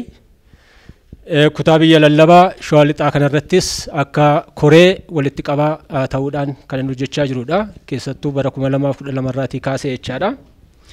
Kana yeroo ta'u hojii kana innaa hojjennuu fi asittis walitti qabamnee har'a marii gaggeessaa jirru kanarratti dhugummaadhaan ergama siyaasaa tokkollee hin qabnu. Faayidaa dhuunfaa fi faayidaa namoota biroo fayyaduudhaaf kan deemnu kan socho'aa jirru miti. Abboommi waaqaa guutummaa guutuutti hin kabajna. Seera mootummaa guutummaa guutuutti hin kabajna. Kana hunda yaada keessa galchineet nuyi kan gaafannuu fi kan falmachaa jirru seera mootummaa fi seera waaqa irratti hundaa'ee kan irrattis mari'achaa jirru seera mootummaa fi seera waaqa irratti hundaa'ee kan deemaa jirruuf kan socho'aa jirru ta'uun keenya ifatti qabatamuu danda'uun irra jiraata jechaadha. Kani yeroo hedduus seera mana amantaa keenyaa itoo hin cabsin mirga dhalootaan nuu kennamee fi mirga heera mootummaa federaalawaa dimokiraatawaa Itoophiyaa keewwata 5 irra taa'ee jiru. Isa irratti bu'uureffanneet afaan hundumtiyyuu biyya kana keessatti tokkodha walqixadha mootummaa fuuldurattis walqixxummaan afaanii kabajameera jedhamee taa'aa jiru sanarratti hundoofneet afaan keenyaan waaqeffanna, afaan keenyaan barsiifanna, afaan keenyaan kitaabolee garaagaraa maxxanfanna, afaan keenyaan mana maxxansaa maxxanfanna, afaan keenyaan abboota nu tajaajilan filanna, ramadanna, hin baranna, hin barsiisnaadha. Gaaffii biraa hin qabnu, faayidaa biraa nuti kaasnu hin jiru jechaadha. Kanarraati ka'amee sochii bifa garaagaraatiin gochaa turree jirra. Sadarkaa paatriyaarikii irraa sinodoosii irraa kaasnee hanga barbaachisaa ta'e hundattiyyuu waggaa 33f gaaffiin dhiyaachaa tureera. Waggaa 163 guutuu immoo afaan hin beekneen ameen jennee gadi guufnee taa'aa turreerra. Kanaaf kana keessaati ba'uuf mirga keenya kabachiifachuu danda'uun gubbaarra jiraata bifa jedhuun immoo socho'aa jirra jechuudha. Kanaaf seera mootummaa, adeemsa mootummaa, kaayyoo mootummaa, siyaasa mootummaa keessa wanti nuti galle tokkollee hin jiru. Kuni ejjennoo keenya waliigalaa ta'uunsaa qabatamuun baay'ee barbaachisaa ta'a waan jiru qabna jechaadha. Kana innaa ta'u gaaffii kana egaa bifa garaagaraatiin gaafachaa turre, caasaa mana lubummaa dhaabamuu jennee gaafachaa turre, sochii jalqabne araara bifa jedhamuun deemame karaatti finyoo araara jedhamuun xalafamee hafeera. Lammaffaa phaaphaasonni nuufaa muudaman jenne waggaa 2 gaafanne deebii dhabne abboota keenyaatiin bifa seera mana amantaa irratti hundaa'eetiin muudamni gaggeeffame wanyi ka'e ammas araara jedhame deebi'ame araara sanaatiinis deebiin kennama taanaan haa ta'u jenne eegne amma saatii ammaa kanarratti mata duree araara jedhamuun deebiin tokkollee nuu kennamu akka hin dandeenye mirkaneeffanneerra. Kanaaf maqaa araara jedhuun shirri garaa garaa hojjetamuu jalqabeera, hojjetamaas jira. Kun ifa jechaadha. Shirri hojjetamaa jiru maalinni kan jedhu yoo kaasne isuma dheengadda waltajjiin mariin milaata gubaa'ee jedhamee sinodoosii keessatti gaggeeffame keessatti caamsaa keessatti muudamas haa ta'u dhimmoota gaaffii dhiyaatame qabxii araaraa 1 hanga 10 itti taa'anii jiran galmaan ga'uudhaaf deemamaa jiru keessatti propoozaala namoota koree calaltuu jedhamanii dhiyeeffatan Oromiyaa keessaa tuma ta'eyyuu filatamuu ta'uu qabanii qaama Oromoodhaan bakka bu'uu hin dandeenyeef gaaffii kanaaf deebisuu hin dandeenye eeruu dhiyeessanii kan mataa isaanii bakka kaawwachuudhaaf deemanii mirkaneessaniiru. Innis guutummaaf guutuutti sirrii waan hin taaneef abboonni keenya sadanis keessatti waan hin hirmaanneef isumayyuu immoo deebi'amee amma sirrii miti jedhamee ganaa deebi'amee caamsaa irratti koree haaraa filuudhaaf sagantaa caamsaa jedhamee taa'ee sana dabarsanii gara onkololeessa 2016 jedhutti ceesisuudhaaf hojii hojjechaa jiranii fi socho'amaa jiru ta'uunsaa bira ga'ameera. Kanaafiyyuu qabxii araaraa jedhamee hanga caamsaa jedhamee taa'ee sanas rikba kaahinaat jedhamee taa'ee sanas cabsaniiru. Gaaffii keenyaaf deebii nuu kennuurra hin jiran. Shira garaa garaatiin gaaffiin Oromoon gaafachaa jiruuf sabab sablammiin gaafachaa jiru bifa garaa garaatiin karaatti cabaa jira, shirri garaa garaa hojjetamaa jira, bifa garaa garaatiin raawwatamaa jira, odeeffannoo qabnuunis bira geenyeera. Lammaffaa fudhannee yoo laalles maqaa abboota amma 25 muudamaniin caamsaa jedhuutiin maqaa isaaniin qabatameetiin muudama kan biroo kan mataa isaanii nama kan isaanii kan ta'e muudanii sanaan wal qabatanii akaayii xiqqoo qabatanii gara ashaarootti kan jedhamu sana galmaan ga'uudhaaf abboota kanneen ergama isaanii galmaan ga'uudhaaf danda'an qopheeffachaa jiru. Muudama abboota keenyaa jedhamee jirus gaafachaa jirus karaa tambisuudhaaf deemaa jiru. Sadaffaa akkuma godina keenyaa yookaan kutaa lallabaa keenyaatti yoo fudhanne namoota rakkoolee garaa garaa hojjechaa turan, rakkoolee garaa garaa geessisaa turan, akeekni afaan Oromootiin waaqeffachuu akka galman geenya gochaa turan. Yeroo ammaa kana keessatti immoo sababa muudama jedhuutiin achirraati gara shaggarsiitii jedhamutti maqaa jijjiirraatiin ramaddii kennaa jiru. Qabatamaadhaan raawwatamaa jira. Qabatamaadhaan jechaadha. Shaggarsiitii, Gujee, naannoo Buraayyuu, naannoo Keellaa jedhamee as keessatti amma Shawaa Lixaarraatii asitti sagagamaa nam'aa kan jiru lakkoofsan qabu. Maqaa kanaan iddoo qabsiifachuudhaafi amma immoo shaggarsiitii keessatti maallaqni guddaan achi keessaatii argama jedhamee gara sanatti hojiin garaa garaa hojjetamaa jira. Kuni ammallee akeeka gaaffii gaafatamee jiru deebisuu, akeeka qabxii 1 hanga 10 jedhame araaraan taa'ee jiru deebisuu irra hin jirani sinodoosiin Itoophiyaa.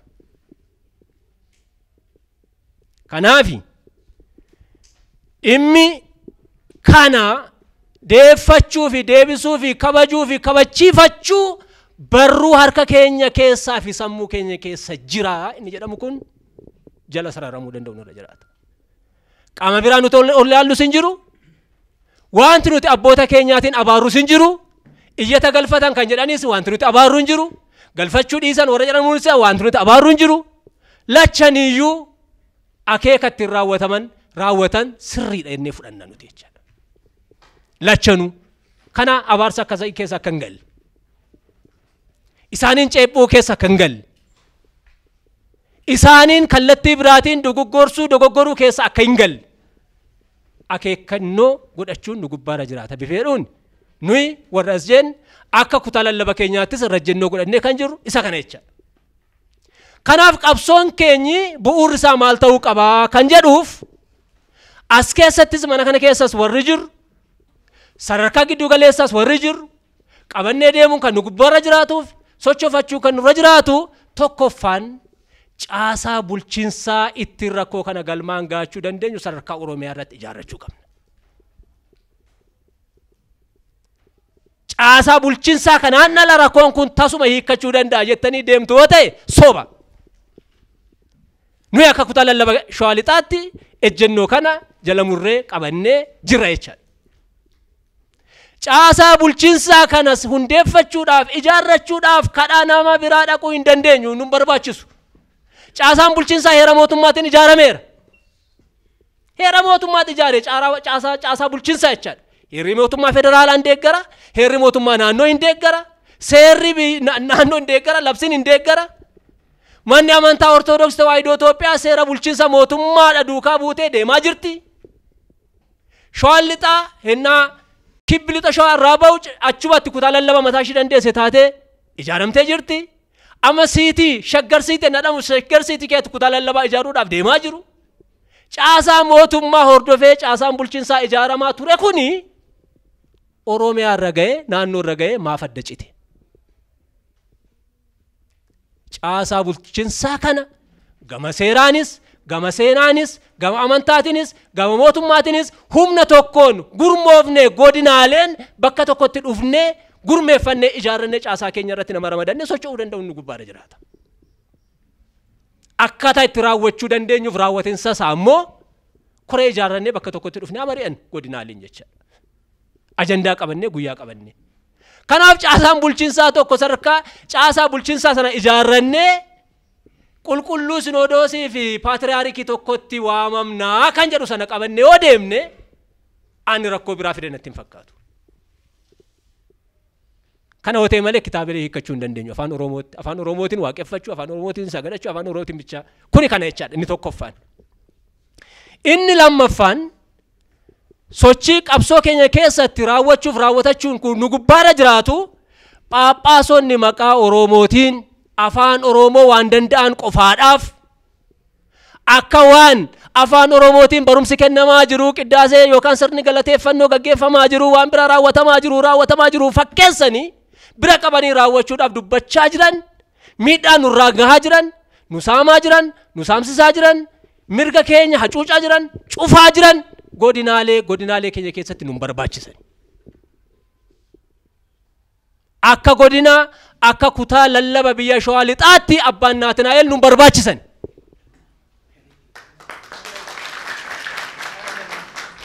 Haasaa biraan qabnu, olola biraan qabnu nu barbaachisan kan jennee fi jibba dhuunfaa irratti qabaannee miti. Rakkoolee gurguddoo abbaan amantaa tokko raawwachuu hin qabne 15 ol raawwataniiru godina keenya keessatti.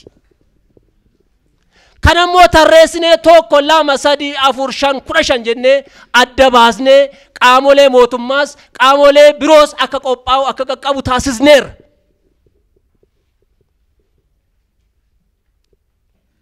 Qulqulluu paatriyaarikiidhaafis xalaan kun akka inni qaqqabu qopheessinee keenyee qaqqabsiisuudhaaf jirra. Kanaafu rakkoolee kana tokko 2 3 4 jedhee amma mana kanaatiif ibsuudhaaf yeroo waan nan geenyeef biran darba. Godinaalee biroo keessattis rakka akkasii badoo akkasii warri raawwatan nu barbaachisan.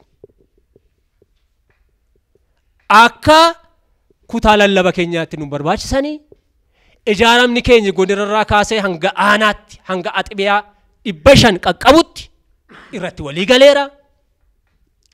Piitishiniin nama kumaa miliyoona walakkaatti dhiyaatu sassaabameera. Mallatteesseera irratti walii galeera. Kanaaf iyyuu nu barbaachisan. Ammas dhimmoota kana keessatti abbaan sadaffaa irratti abbaa nuti feenuu dhufee nu bulchuu nu barsiisuu barumsa amantaa mana amantaa godina keenya keessatti 350 ol ta'e cufamee jiru saaksisuu danda'u nu dhufuu qabaadha. Ramadamaniiru dhufaniiru xalayaan isaanii aanolee fi magaalaa fi manneen amantaa hundatti raabsameera. Abbaan Ewostaatiyoos dhufanii hojiinuu eegaluu danda'uun isaan irra jiraata. Kanaaf seerri mana amantaas abbaa isin barbaadutu isin fedhee fi amantoonni uumman fedhanitu bulchaa barsiisaa hoogganaa ramadamaa jedha malee humnaan anas irratti ramadaa jedhu jiru seera amantaa keessa. Bu'uura amantaa qabna, seera amantaa qabna amantoota. Kanaafu dhimmoota kana bifa kanaatiin xiyyeeffannoo goonee abbaan nuti feenu nu ramadamuu qabaa dhufanii hojii keenya jalqabuu qabu dhimma kana akka ejjennootti qabannee socho'aa jirra nuti jechaadha. Arfaffaan abboonni keenyi muudamanii jiran immoo badiin qabanii seera mana amantaatiin raawwatame muudamni isaanii hafuura qulqulluudhaan muudamanii hafuura qulqulluudhaan muudaman kana keessa deebi'anii muudame biraa gaggeessuun doogimaa cabsuudha. Doogimaa cabsuu jechuun immoo amantaa ganuudha. Amantaa ganuudha. Lubni muudamni lubaan lama hin jiru Misira Sillaasee. Ayiddaggamim hin dabalamuu keessan deebi'amu waa biraan ta'u. Seera mana amantaa cabsamee raawwatame kan jedhu seera mana amantaa guutameet kutaan lallabaa biyya sanaa eeyyamsiifameet akka Fitaana Gastiin kaa'utti keewwata 105 irra taa'ee jirutti deeman isaan garuu as deebisanii isa seeraa sana jedhanii isa nama tokko sana yoo biyyi diigame yoo mootummaan hin jiraanne yoo maal hin taane gochuu danda'u malee isheen Paappaasii tokko qofaadhaaf kan teessedha. Isaanuu biyyi diigame tana waa bira ta'e tanaan paappaasiin tokko qophaasaa muudama kennuyyuu fudhatama qabaadha. Fitaana Gastiin. Isaan immoo lamaaf sanaa waliin raawwatan. Maarree iddoo kamitti cabe. Kanaaf nuyi akka godina Shawaa Lixaatti qabsoo kana duubatti hin deebisnu kan jalqabnes bara 1985 jalqabne bara 1987 immoo hin dhoosne Bataskaana Maaramii Geedoo keessatti dhoosne bara 1987 achi keessatti dhoosne qabsoo kana jalqabne qabsoo hafuuraa kana jechaadha. Har'a immoo dhufee qabsoon hundumtiyyuu bakka isaatti bara 84 81 80 bakka isaatti namni jalqabee qabsoo kana iddoo qabu ka'aa jira beekamaadha jechaadha. Kanaafuu qabsoolee kana cimsannee deemuun nu gubbaarra jiraata. Kana gochuuf harka keenya jira jechuu qabna. Ammas steepii lamatti ce'ee jira. Sinodosii Oromiyaa fi sabaaf sablammoota kan jedhu. Kana irratti ummanni hedduu ummanni baay'ee hiriiree jira. Baay'ee dheebotee jira. Bilisummaa isaa gonfachuudhaaf. Amma jidduu kanatti kan haasa'amaa jiru. Abbootiin duubatti deebi'aniiru kan jedhu namoonni baay'ee keessi isaanii xiqqootti dhaga'amee jira. Nuyi garuu maal gochuu qabna? Ifa argannee kana gara fuulduratti dhiibnee bilisummaa keenya gonfachuu qabna. Isa ammaa kana akkuma isa darbee kana duubatti deebida taanaan saba guddaa kana salphisuu ta'u ta'a. Lammaffaallee qabsoo biraaf yookaan illee sabni kun nu faana hin hiriiru. Maaliif nuyi jalqabnee tuqnee duubatti deebina taanaan hojiin isaanii akkana jedhama. Sabni guddaa kun gaaffii seerri isaaf eeyyamu gaafatee jira. Gaaffii kana immoo unumatu hojiirra oolfachuu qaba. Namni biraa dhufee mirga kan nuuf laachuu hin danda'u. Mana qulqullummaa keessatti argaa jirra. Rakkina baay'eetu jira. Amantaan Ortodoksii kan saba tokko hanga fakkaatutti lakkaa'amaa jira. Dhiibamaa jira. Nuyi amantiitiif quuqqaa kan hin qabne. Isaan garuu amantiitiif quuqqaa kan qaban isaan duwwaa kan hanga fakkeessutti amantaa ishee dhugaa ishee raajootaaf ergamoota irraa fu'anne duubatti nu jalaa deebisaa jiru. Nuyi immoo maal gochuu qabna? Garbummaa kana keessaa ba'uudhaaf tokkoon keenyi hiriiruu qabna. Yoo ta'uu baate kan biraa miti bakka awwaalchayyuu hin argannu nu hawwachuu danda'u sharri kun. Bakka awwaalchallee sababii kanaaf saba guddaa kana akka hin salphisneef sabni kun kan dheebotee jiru kana akka dhuguudhaaf ijaarsa goodaatii hanga gubbaatti ijaarree maal gochuu qabna? Hiriiruu qabna, hojjechuu qabna, bilisummaa keenya gonfachuu qabna. Isa tokkoffaa. Inni lammaffaa jarri kun amantaa tawaahidoo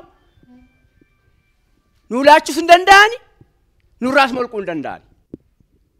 Erga nu laachuu hin dandeenye, erga nurraa molquu hin dandeenye, nuyi akka ijoollummaatti, akka daa'imaatti, akka mucaa tokkotti, isaan akka abbummaatti gaaffii kabajaa gaafannee jirra.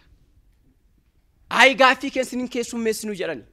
Sinodosiin kun gaaffii ijoollee isaa hin keessummeessu taanaan abbummaan isaanii unufumaa inni. Kanaaf sinodosiin kun iyyuu saba kana bakka hin bu'u jechuudha. Saba kana bakka bu'a taanaan utuu saba kana bakka bu'ee gaaffii ijoollummaa isaanii deebii kenna ture. Garuu isaan quuqamni isaanii alli namaa mootummaa waaqayyo aalee sagalee waaqayyo dhagee mootummaa waaqayyo akka dhaaluuf otoo hin taane kaayyoon isaanii kaayyoo faayidaa qofaafidha kan isaan dhaabbatanii jiran jalli kun. Kanaaf nuyi immoo sabni keenya qooqa inni danda'uutiin sagalee inni dhaga'uutiin sagalee waaqayyo dhagee mootummaa waaqayyootti qopheessuudhaaf dirqama anaaf sinirraa eegama. Anaaf sin callisnee rafnennaan ijoolleen aloonni dhufaniyyuu akkasuma garbummaatiin keessa jiraatu jechuudha. Sababii kanaaf nuyi gaaffii mirgaa gaafanne gaaffii mirgaa keenya kana immoo hojiirra oolchachuuf keessan ta'uu qaba. Kan biraa akkuma agarrutti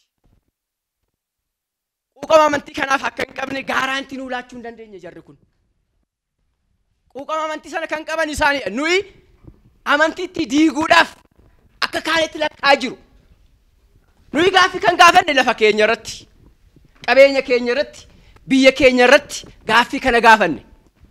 Gaaffii kana erga gaafanne, erga isaan nu dhowwatanii nuyi immoo jalaa kaane hanga gubbaatti hin ta'u jennee dinnee bilisummaa keenya fudhachuun dirqama ta'a.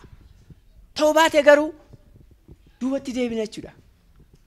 Kan biraa hundi keenya iyyuu maal gochuu qabna? Information yookaan miidiyaa irratti yeroo yerootti ummata keenya gurra qaqqabsiisuu qabna. Ummanni keenya har'a maaltu ta'e? Booruu maal ta'a jeetu eegaa jira. Yeroo yerootti bilbilaa jira.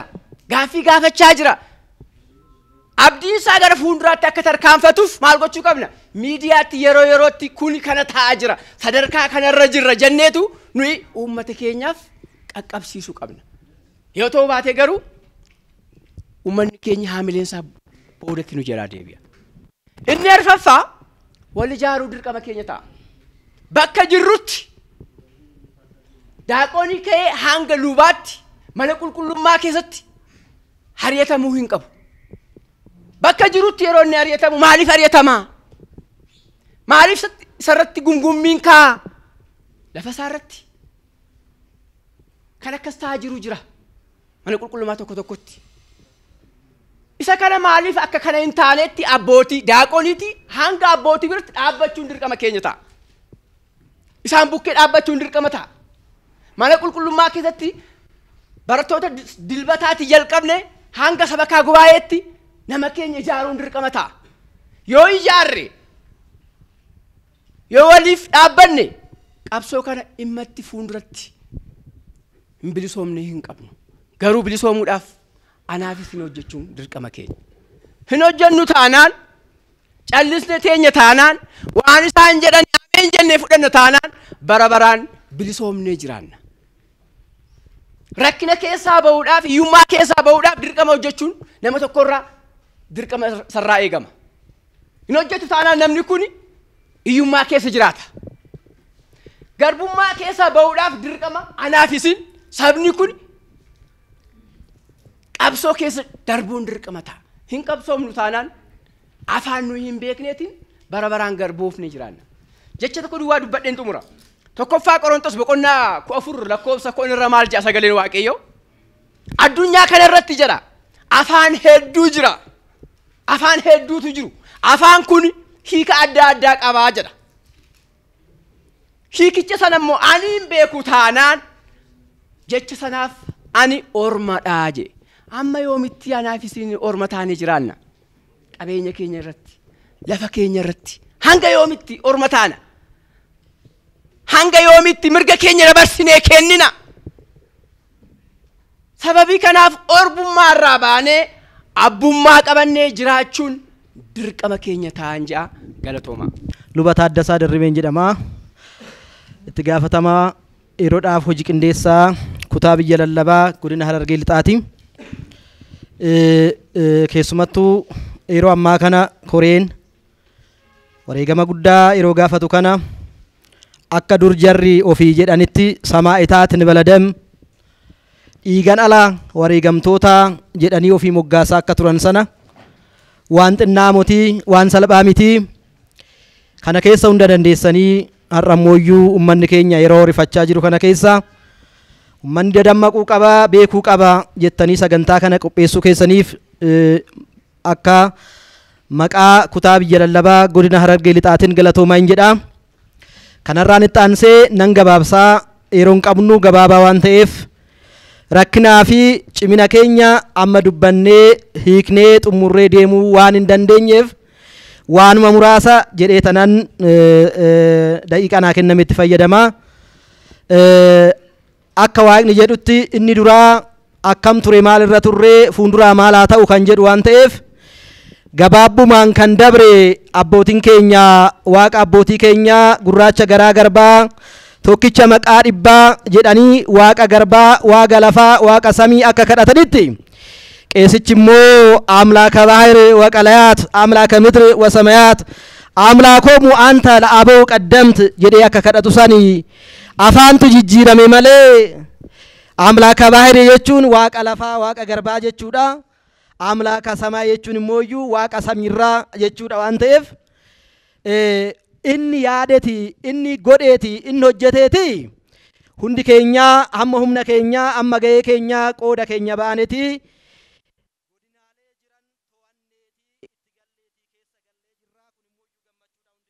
Gammaddanan jedha. Amma kan barbaannu kana kan godhe humna namaatiin hin taane humna dhuunfaatiin hin taane waaqayyo harka keessa waan waaqa qabuuf abbootiin keenya baay'ee wareegamoota baay'ee dabarsanii waaqayyo immoo jedheeti dachee teenya irratti godina keenya irratti akka baanee afaan biiroo hin seenne seessifnee babal'inaan hojii jalqabnee akka godina Harargee lixaatti aanaa 15 fi magaala 3tu jira. Kanaafuu magaalleewwan kana aanaaleewwan 15 aanaa hundi waliin taanee mari'annee qindoofnee wajjin jalqabee jira. Kun immoo waaqatu hojjete waaqayyo haa galatoomuun isiniin jedha. Gaafa kana goonu gaafa kana hojjennu algaarra deemnee carqiirra deemnee akka hin taane hundi keessanuu hubattanii haa ta'u malee keessumattuu akka kutaa biyya lallaba keenyaa godina Harargee lixaa gaggeessitoota aanaa kan mana lubummaa bulchoolee bataskaana luboota daaqonoota dargaggoowwan magaalaa Ciroo keessatti qindeessitanii akka ammaarraa guyyaa karraa bataskaana kana eegdaa tan turtan galata guddaa qabdanii maqaa kutaa biyya lallabaatiin isinan galateeffadhaa naa galateeffadhaa. Kanarraan itti aansee maaltu ta'uu qaba han jedhu san irratti yaada kennaa. Akkuma beeknu akkuma hubannu gaafa waa dhaqeenye hin gammannaa gammachuu keenya dhiifneetuma gannee galla. Amma tan nu rakkise nu rakkinni biraa hin jiru. Godinaalee abbootiin nu ramadaman qabannee jirra. Kana akkamitti itti fufsiisnu han jedhuuni tan irratti mari'achuu qabnu jechaadha. Isa tokko diinni keenya sinidoosii moofan bushaayee kuni akkuma beektan afaan isaa bal'aadhaan afaan isaa guddaadhaan jala kaatan isaatis bal'aadhaan leellisaan isaatis bal'aadhaan haamileedhaan akkan waan hojjaa hin hojjenne akkan waan fiixan baafne akka waan nu tajaajiluu hin dandeenye ofuma murteessanii nu kennanii ofuma akka hojjetanitti murteessanii miidiyaa fooy haasa'anii ani achi kanan jiru kanan hojjedhuu fi han miidiyaa irratti haasa'amu adda ta'ee tan arga. Ani keessumattuu abbootiin akkatti soban bara kana keessan arge. Dura mannee fudhanna abbaa akkatti sobu hin beeku ani. Abbaa akkatti sobu argees hin beeku. Kanaafuu wanti nu godhuu qabnu hamma danda'aa tabe ummanni Oromoo mara akkasumas koreen qindooftan akkuma yeroo mana lubummaa sana sooshaal miidiyaa tokko ummanni keenya haamilee isaa akka hin cabne guyyaa guyyaadhaan zoonirraa akkasumas koree waliigalaarraa ibsa akka kennine kuni kana fakkaataa kan jennu amma akkuma beeytanii bakka jirru ibsa tokko dhaqanii isaan hoo kennan koree irratti bilbiluu koreedhaan bilbilaan argatu jechaadha namni 2-3 kanaan ala miidiyaa akka qabaannu hundi keessanuu akka nu gootan kabajaan sin gaafanna. Kuni amileen barbaachisu miidiyaa maaliif seetan miidiyaa nu barbaachisa. Isa lamaffaa akkuma beektan har'a miidiyaanis baanii fuullee araarattis baanii akkuma namoonni baay'een warri siyaasaa nama hidhu dhabanii nama adabu dhabanii karaarra bahanii namoota arrabsan sana isaan keessaa mootummaan kun mootummaan akka isaan hin hiike baraniit akka isaan hin adamne beekaniit yookaan immoo akka bara dabresanii kutaa isaanii dhaqanii kan isaan hin tumne waan beekaniif bahanii akka fe'anitti arrabsu. Kana keessatti miidiyaadhaan yeroo baay'ee argitanii jirtu. Kanaafuu maaliif hidhamneet karoora keenya galamaan geenye jechuuf kana godhan. Mootummaatu harki jabaachuu dadhabe malee han arrabsu kan jedhan Waaqayyo kan jedhu dhageessan hin gadda abbootii boqatanii awwaala irratti hoo dhageessanii jiraatani. Waaqayyo kan jedhu isin cal jedha ani isiniifan lolaa jedha Waaqayyo. Isaan immoo deebisanii faalleessanii maal jedhan? Maa cal jettanii daaqonii maal cal jetta qeesii maa cal jetta ka'ee hoggaa jedhan sana mootummaan harka kutatee dhaqee akka hin yookaan hoo hidhemmooyyuu kaayyoo isaanii ittiin galma gaafachuuf. Kanaafuu abbootii cimaan akka nuu bahu, abbootiin hidhaan sodaanne akka nuu bahu, abbootiin hololas sodaanne akka nuu bahan cimsitanii irratti akka hojjettan kabadaan gaafadha. Kan uummannis deeggarsa godhuu qaba. Abbootii cimoon nu uumamuu qaba. Kanarraan itti aansee akkuma beektan gaafa kaanu gaggeessitoota baay'ee hin qabnu. Koreetu akka gaggeessaa ta'ee qindeessaa ta'ee zoonirra deemee kutaa biyya lallabaa deemee qindeessaa hojjechaa jira akkuma argitan kana. Kanaafuu geddu galeessa iddoo ta'etti yeroo ammaa kana abbootii cimina qaban, gaggeessota cimina qaban, akkasumas immoo hojii adeemsa namoota beekan hin qabnaa walitti guurree leenjii kenninee facaasuu qabna kun akka mirkanaa'u kabajaanan sin gaafadha. Kanaan ala immoo akkuma beeknu nuhi biyyi duruu keenyumaa kan ormaas ta'u amma immoo deebinee of harkaa galfannee jirra. Kan galfanne kana fuulduratti fusiisuufi sirna baay'ee nu barbaachisa, sirna faayinaanshaali nu barbaachisa. Akka itti hojjetamuu qabu, maddi galii akka itti galuu qabu kana karratti cimnee hojjechuu qabna jechaadha. Kanaafuu kana hoo sirreeffanne humna miidiyaa hoo arganne hundi keenyaa kan jalqabe kana fuulduratti fufsiisna malee abadan duubatti hin deebi'u tan jedhuun ejjennoo qabaa. Waaqayyo haa galatoomu. Duubatti hin deebi'u. Kararraan itti aansee gabaabbumaan hanga ammaa Prime Media fi OBS dhugaa baay'ee galata guddaa qabdu. Ani baay'een dinqisiifadha yeroo tokko maaliif hojjettan? Maqaa Oromootiin dhaabbatanii Oromoo kan hin hojjenne kumatu jira. Kumaatamatu jira. Eegas maa dhaabbattarre eega Oromoon hojjenne. Eega saba hubachuu hin danda'e kanaan hojjenne maaf dhaabbattan? Isin garuu seenaa kana keessa irratti barreeffamtanii jirtu galatooma. Biraan Qeessas Geetaachoo Tasfaayeen jedhama. Godina Qellem Wallaggaa irraan dhufe. Walitti qabaa malummaa godina Qellem Wallaggaa. Abbaan kaayyoo qabu nuti ufuu akka danda'u amma waan guddaa arganneerra. Baay'ee isin galateeffanna.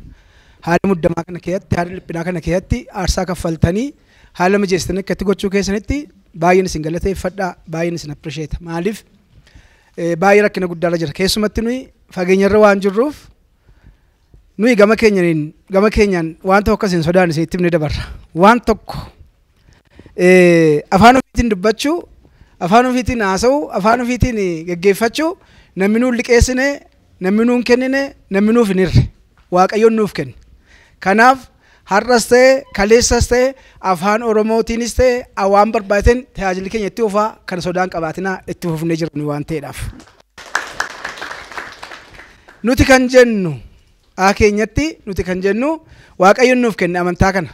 Ani tokko na dhiba. Akka waan namni hiree nuuf kenne, akka waan namni qunxiree nuuf kennetti yommuu akka barbaadan godhan, yommuu akka yaadan haasa'anii baay'ee nama gaddisiisa. Baay'ee siroo kon fudhadhu, baay'ee waan ani dubbachuu barbaadu. Gaaffiin uummanni qabu gaaffiinsaa gaaffii lama. Mootummaan caaseffama qabaadha gaaffiin keenya. Mootummaan caaseffama qaba. Akka biyyaatti kan bulchu mootummaa qaba, mootummaa federaalaa. Akka Oromiyaatti kan bulchu pirezidaantii Oromiyaa qaba. Akka godinaatti qaba. Akka aanaatti qaba. Akka gandaatti qaba. Maali kan keenya kun? Nu yooma bilisummaa sammuu arganna nu amma. Yooma akka itti hubatamna. Hamma yoomiitti kun gaaffiin keenya. Hamma yoomiitti. Kun keessumatti isin warra amma koree taatanii jirtaniif naannoo Shawaa kaarra warra jirtanii maaloo adiraa kan nuuf fudhadhaa fageenyarra jirra waan ta'eedhaaf. Mee warri Shawaa kaarra jirtan warri naannoo kaarra jirtanii mee irratti hojjedhaa. Nuyi nun argattan ta'uu baannaanis kan keenya beenna waan ta'eedhaaf. Akkaataa akka nu hubattan barbaada.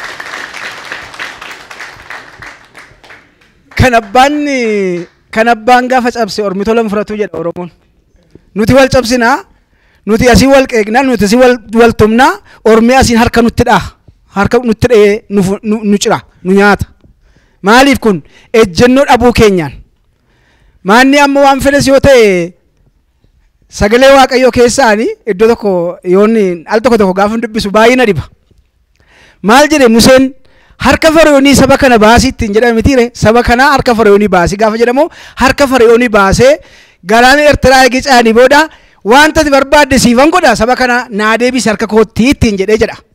Fariyoon saba kana harka kootti naa deebisi biyyallee yoo ta'e isiin kenna waan barbaadde illee isiin godha gaafa jedhe maal jedheen garuu Museen an saba kana deebisee harkeetti kennee garbummaa jala jiraachuudha mannaati sabi kun saba kana wajjin raafuu nyaadhe jiraachuu naa wayyattiin jedhe jedha galanni Waaqayyoodhaaf haa ta'u kana kan barbaachisu amma nuyi kan barbaadnu isa kana isa garaa kutatee saba kana garbummaatti hin deebisu jedhu barbaanne isa garaa kutate isa murteeffate barbaachisa maaliif yoo du'anii nyaataa utuu jiraniyyuu akaayii amma nyaannu ni ufii amni duun namaan du'i badaa miti kun kana hin sodaatinaa manatti hin gala jedhanii nama meeqa turumaa jira waan ta'eef waan tokko rakkina hin qabu kana hin sodaatinaa inni lammaffaa immoo koree taatanii warra jirtan kun waan tokko isinitti hima haala mijeessina yeroo tokko maal haala mijeessina malummaa Oromiyaa jedhamee kaa'ame ani yemmuu isaas walitti qabaadha haala mijeessina warra kan barcumarraa hin geenye nuyi itti duune deebinee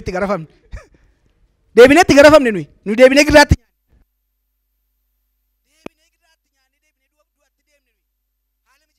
koree jedhamee warra kaa'ameef amma sarra isinis bor waan akkasiin sii godhaan saba kana gurgurtu taanaan sabi kun iyyi isaa isin dhiisu Waaqa lafarratti gaafatantu adda keessan keenyaa hin gurgurinaa saba kana irra dura bu'aa hojjedhaa. Gaariidha abbootiin muudamaniiru hin komatinaa jettan gaariidha rakkina hin qabu hin komannu rakkoo hin qabu garuu haa nyaatanii saba kanaa wajjin gabbu'anii raafuu haa nyaatanii raafuu nyaatan bishaan raafuu nyaatan kanatti nu himaa inni kan biraan amma waca baay'eetu jira dhimma kana wajjin kan wal qabate jara keenya hin wacama sun hin wacaa kun hinaasaa kun maaliif kanaan dura harka galfatanii mootota jiran ergatanii waan biraniif mootummaa isaas ammaas ni ergannaa kan jedhu yaada qabu isaan ergannee ka goonaa harka isaa cabsine booddeetti deebisne inni kun hin jiru abadan uummata akka jedhaatti nu uummata akka saba akka murteeffate silayyuu karaa isaa wallaale amantiidhaan nu qoodanii uummata miliyoona 16 ol amantaa kana keessaa ilmi Oromoo bahee amantii isaa geeddaree har'a isa bakkee jirutu akka godina Qellem Wallaggaatti kottaa ilaalaa eegi waa'een dubbii kanaa ka'ee gara bataskaanatti dacha'aa jira galanni Waaqayyoodhaaf haa ta'u gara balasaatti mana koo jedhe mana koo dhiiseen deemuu sila'uu nan balleessee jedhe eessa rattaa jennee itti himaa jirra kaa jala muraanuu qabadhaa inni kan biraan gaaffii keenyaaf nuyi deebii arganneerra abbaan barbaade dhiisuu dhiisaa abbaan barbaade gaaffii keenyaaf deebii arganneerra kanaa nuyi booddeetti deebi'aa wanti kun abadan hin jiru wanti booddeetti isa deebisu hin jiru isinit dhiisaa hinnan dhiisaa warri nu fakkaatan isa dhiisanii wanti kun dhaloota bira ga'eeraa waa'een booddee isaatti deebi'uu hin jiru garaa haa kutatanii jechuun barbaada warri kana deebisuu barbaadan kanaaf ummati keenya waa tokko amma nuyi akkatti dhufne nutu beeka asirratti dubbachuun isin barbaachisu waan ta'eedhaaf akkatti dhufne amma nutu beeka egaa isin omaan jedhu rakkadhaa saarsaa kaffalaa rakkoo hin qabu gaaf tokko aduun tolaa nuu ba'a Waaqayyo nu gargaara yoo dhugaadhaan jiraanne yoo dhugaan deemne booddeetti hin deemnu Waaqayyo nu gargaara kanammoo amantii atti jirra Waaqayyo nu gargaara akkamitti akka hojjetaa jiru nus beenna waan ta'eedhaaf keessas jirra waan ta'eedhaaf kan diigu hin jiruu xalaa waan nama dhibu keessatti xalaa tokko dhufa dheengadda waa'ee xalatii sanaan kaasee bira darba xalaa tokko dhufa baay'ee nu dhibe nuyi kolfee uummatatu raajeffate xalaan kun eessaa barreeffama paatriyaarikii birraa barreeffame jedhameetu eessa dhaqe xalaan kun kallattiidhaan Axibiyaa bira dhaqe kallattiidhaan maanni paatriyaarikiin kallattiidhaan Axibiyaa yaju kallattiidhaan Axibiyaa maaliif yoo godina dhaqe rakkoo qabaachuu danda'a fudhatama qabaachuu dhiisuu danda'a yoo tarii isin bukkee dhufe rakkina fudhachuu danda'a eessaa dhufee jedhe ummati eessaa dhufe menuu dubbisaa innan kana jedhaa jennee itti agarsiifne maal kana gowwaan immoo raatu nu seeni nuyi abbaa barbaatu nu duraa kaayii abbaa fideeni achumatti geessaa jedhe ummati deebise dhugaadha ummata deebise ilaa geessaa jedhe abbaa fideetti deebisii jedhame kanaaf kana nuu beekaa kanaaf ummati keenya gaaffii nuyi qabnu amma Phaaphaasii keenya nuyi qaama barbaachisaa gaafachaa jirra qaama dhimmi isaa laallatus gaafachaa jirra Phaaphaasiin keenya dhufanii as jiru nuu kenna nuu deebisaa iddoo isaaniitti nuuf deebi'an maaliif ummati keenya kana kaayyoon keenya waan ta'eef kanaaf Phaaphaasonni keenya dhimma kanaan kan Oromoo taanaanii yommuu Gibxi irraa citamee paatriyaarkiin muudame maal wajjine nutu fidee nutu muudee yommuu sana nutu beekaa achirraa Gibxi irraa citee Itoophiyaan of dandeesse miti nutu beekaa yommuu sana maa yommuu sana wajjin taane yommuu hiriyoonni keenya akka intiitti jiranii yommuu isaan of danda'an Tigraay yommuu of danda'e Amaarri yommuu of danda'e hankeenya maa waca ta'e maal dubbiinsaa maal rakkoonsaa egaa inni nyaatee bare irrafu waan ta'eedhaaf kanas nus dammaqeera ummati bareeraa itti nuu himaa jechuu barbaanna ummati keenya bareera waan ta'eedhaaf kanaaf booda ittiin deebi'u kanaaf amma waa isinitti himne deemna nuyi kan ummati gaafateera amma ejjennoo ummata keenyaa isinitti himna waan ummata keenya biraa jedhame tokko yoo eenyu dhiise akka godina keenyaatti of dandeenya malee namni kan biraa nutti na deemu ummati kana murteeffateera.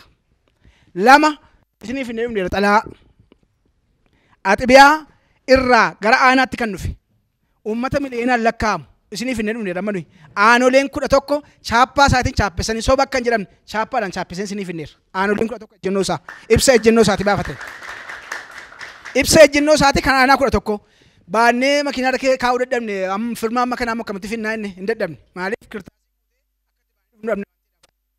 bakka bu'ee chaappaa yoo godhe namantu jennee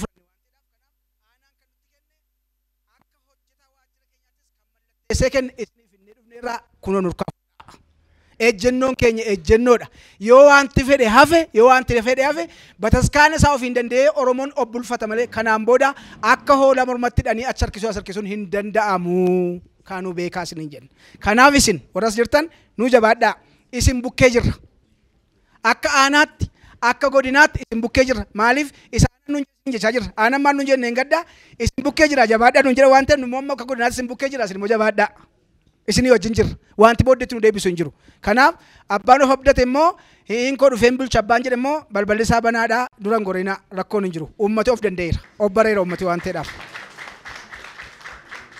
kanaaf sodaa kanaan qabnu kanaaf eebbifamuun abbaan keenya Abuuna Iyyaasuu waa tokko isinitti himna Phaaphaasii warra isaan fuuldura ture ummati keenya ba'ee makiinaan simate warra lammaffaa dhufes ummati ba'ee makiinaan simate abbaan keenya abbaa Iyyaasuun ummati ba'ee makiinaadhaan galagalee qatamaa hundumtuu yaa'ee simate kanaaf amma nuyi abbaa keenya abbaa Iyyaasuu iddoo isaaniitti barcuma isaa itti nuu deebisaa horiin barbaannu jedhama taanaan garuu hiinku abbaa jedheef kunooti gawaan isaan beekun uummata beeka murteessaan uummata amma inni murteessu hafee waan arganne hin qabnu tarii akka warra iddoo kan biraa nuyi deeggarsa isinii godhamee maal godhame mileenaan hin beenu nuyi birrii hin beenu nuyi amantiidhaan itti jirra wallagga amantii qabaa nuun jedhan miti eeyyee amantaa ortodoksii geggeessaa jirra qabna amantaan keenya cimaadha kanaaf akkeetti nuuf habatamu jechuu barbaadetanii kanaaf gama kanaan wanta irra jiraatu isin bukkee jirraa nuuf jabaadhaa nuuf cimaa waan gochuun irra jiraatu isa dinagdeen of danda'u ummata keenya harka jira wanti nu yaaddessu hin jiru ummati keenya immoo ejjennoo isaa qabateera amantaadhaan illee utuu waliin qoodin michummaadhaan tokkichummaadhaan konkolaataan dheengadda gaafa abbaa Iyyaasuuf simate yoo xinnaate konkolaataan 500 600 ol kan keenya duwwaa miti kan ortodoksii duwwaa miti amantoota biraatu yaa'ee simate amantoota biraatu harka rukute eegaa jira ummati kun ummata kanatti eegaa jira kanaaf dhaamsi koo inni guddaan warri dooktorii taatan ilmaan Oromoo warri profeesara taatan ilmaan Oromoo warri beekna jettan amantaa utuu waliin qoodin waan kana tumsaa gaaf tokko seenaanis isin gaafata waan ta'eedhaaf kaadhaamuun barbaada seenaan isin gaafata waan ta'eedhaaf har'a as keessa hin jiru jettanii booddeetti hin deebina tumsaa dhimma kana galmaan gaaffiin Oromoo al tokko booddeetti deebinaan isaan guyyaa tokko jilgeenfatu an keenya immoo waggaa 150 nu jilgeenfachiisu waan ta'eedhaaf kana keessaa habaanu guyyaa tokko jilgeenfataniitu waggaa 150 immoo deebisee nu jilgeenfachiisu waan ta'eedhaaf sanatti akka hin deebine amma hacemnu miidiyaan gama miidiyaatiin baay'ee galatoomaa OBN baay'ee isin galateeffanna OBS isin galateeffanna akkasumas immoo Prime Media baay'ee isin galateeffanna yeroo 2-3 kanuma ilaalla waan ta'eedhaaf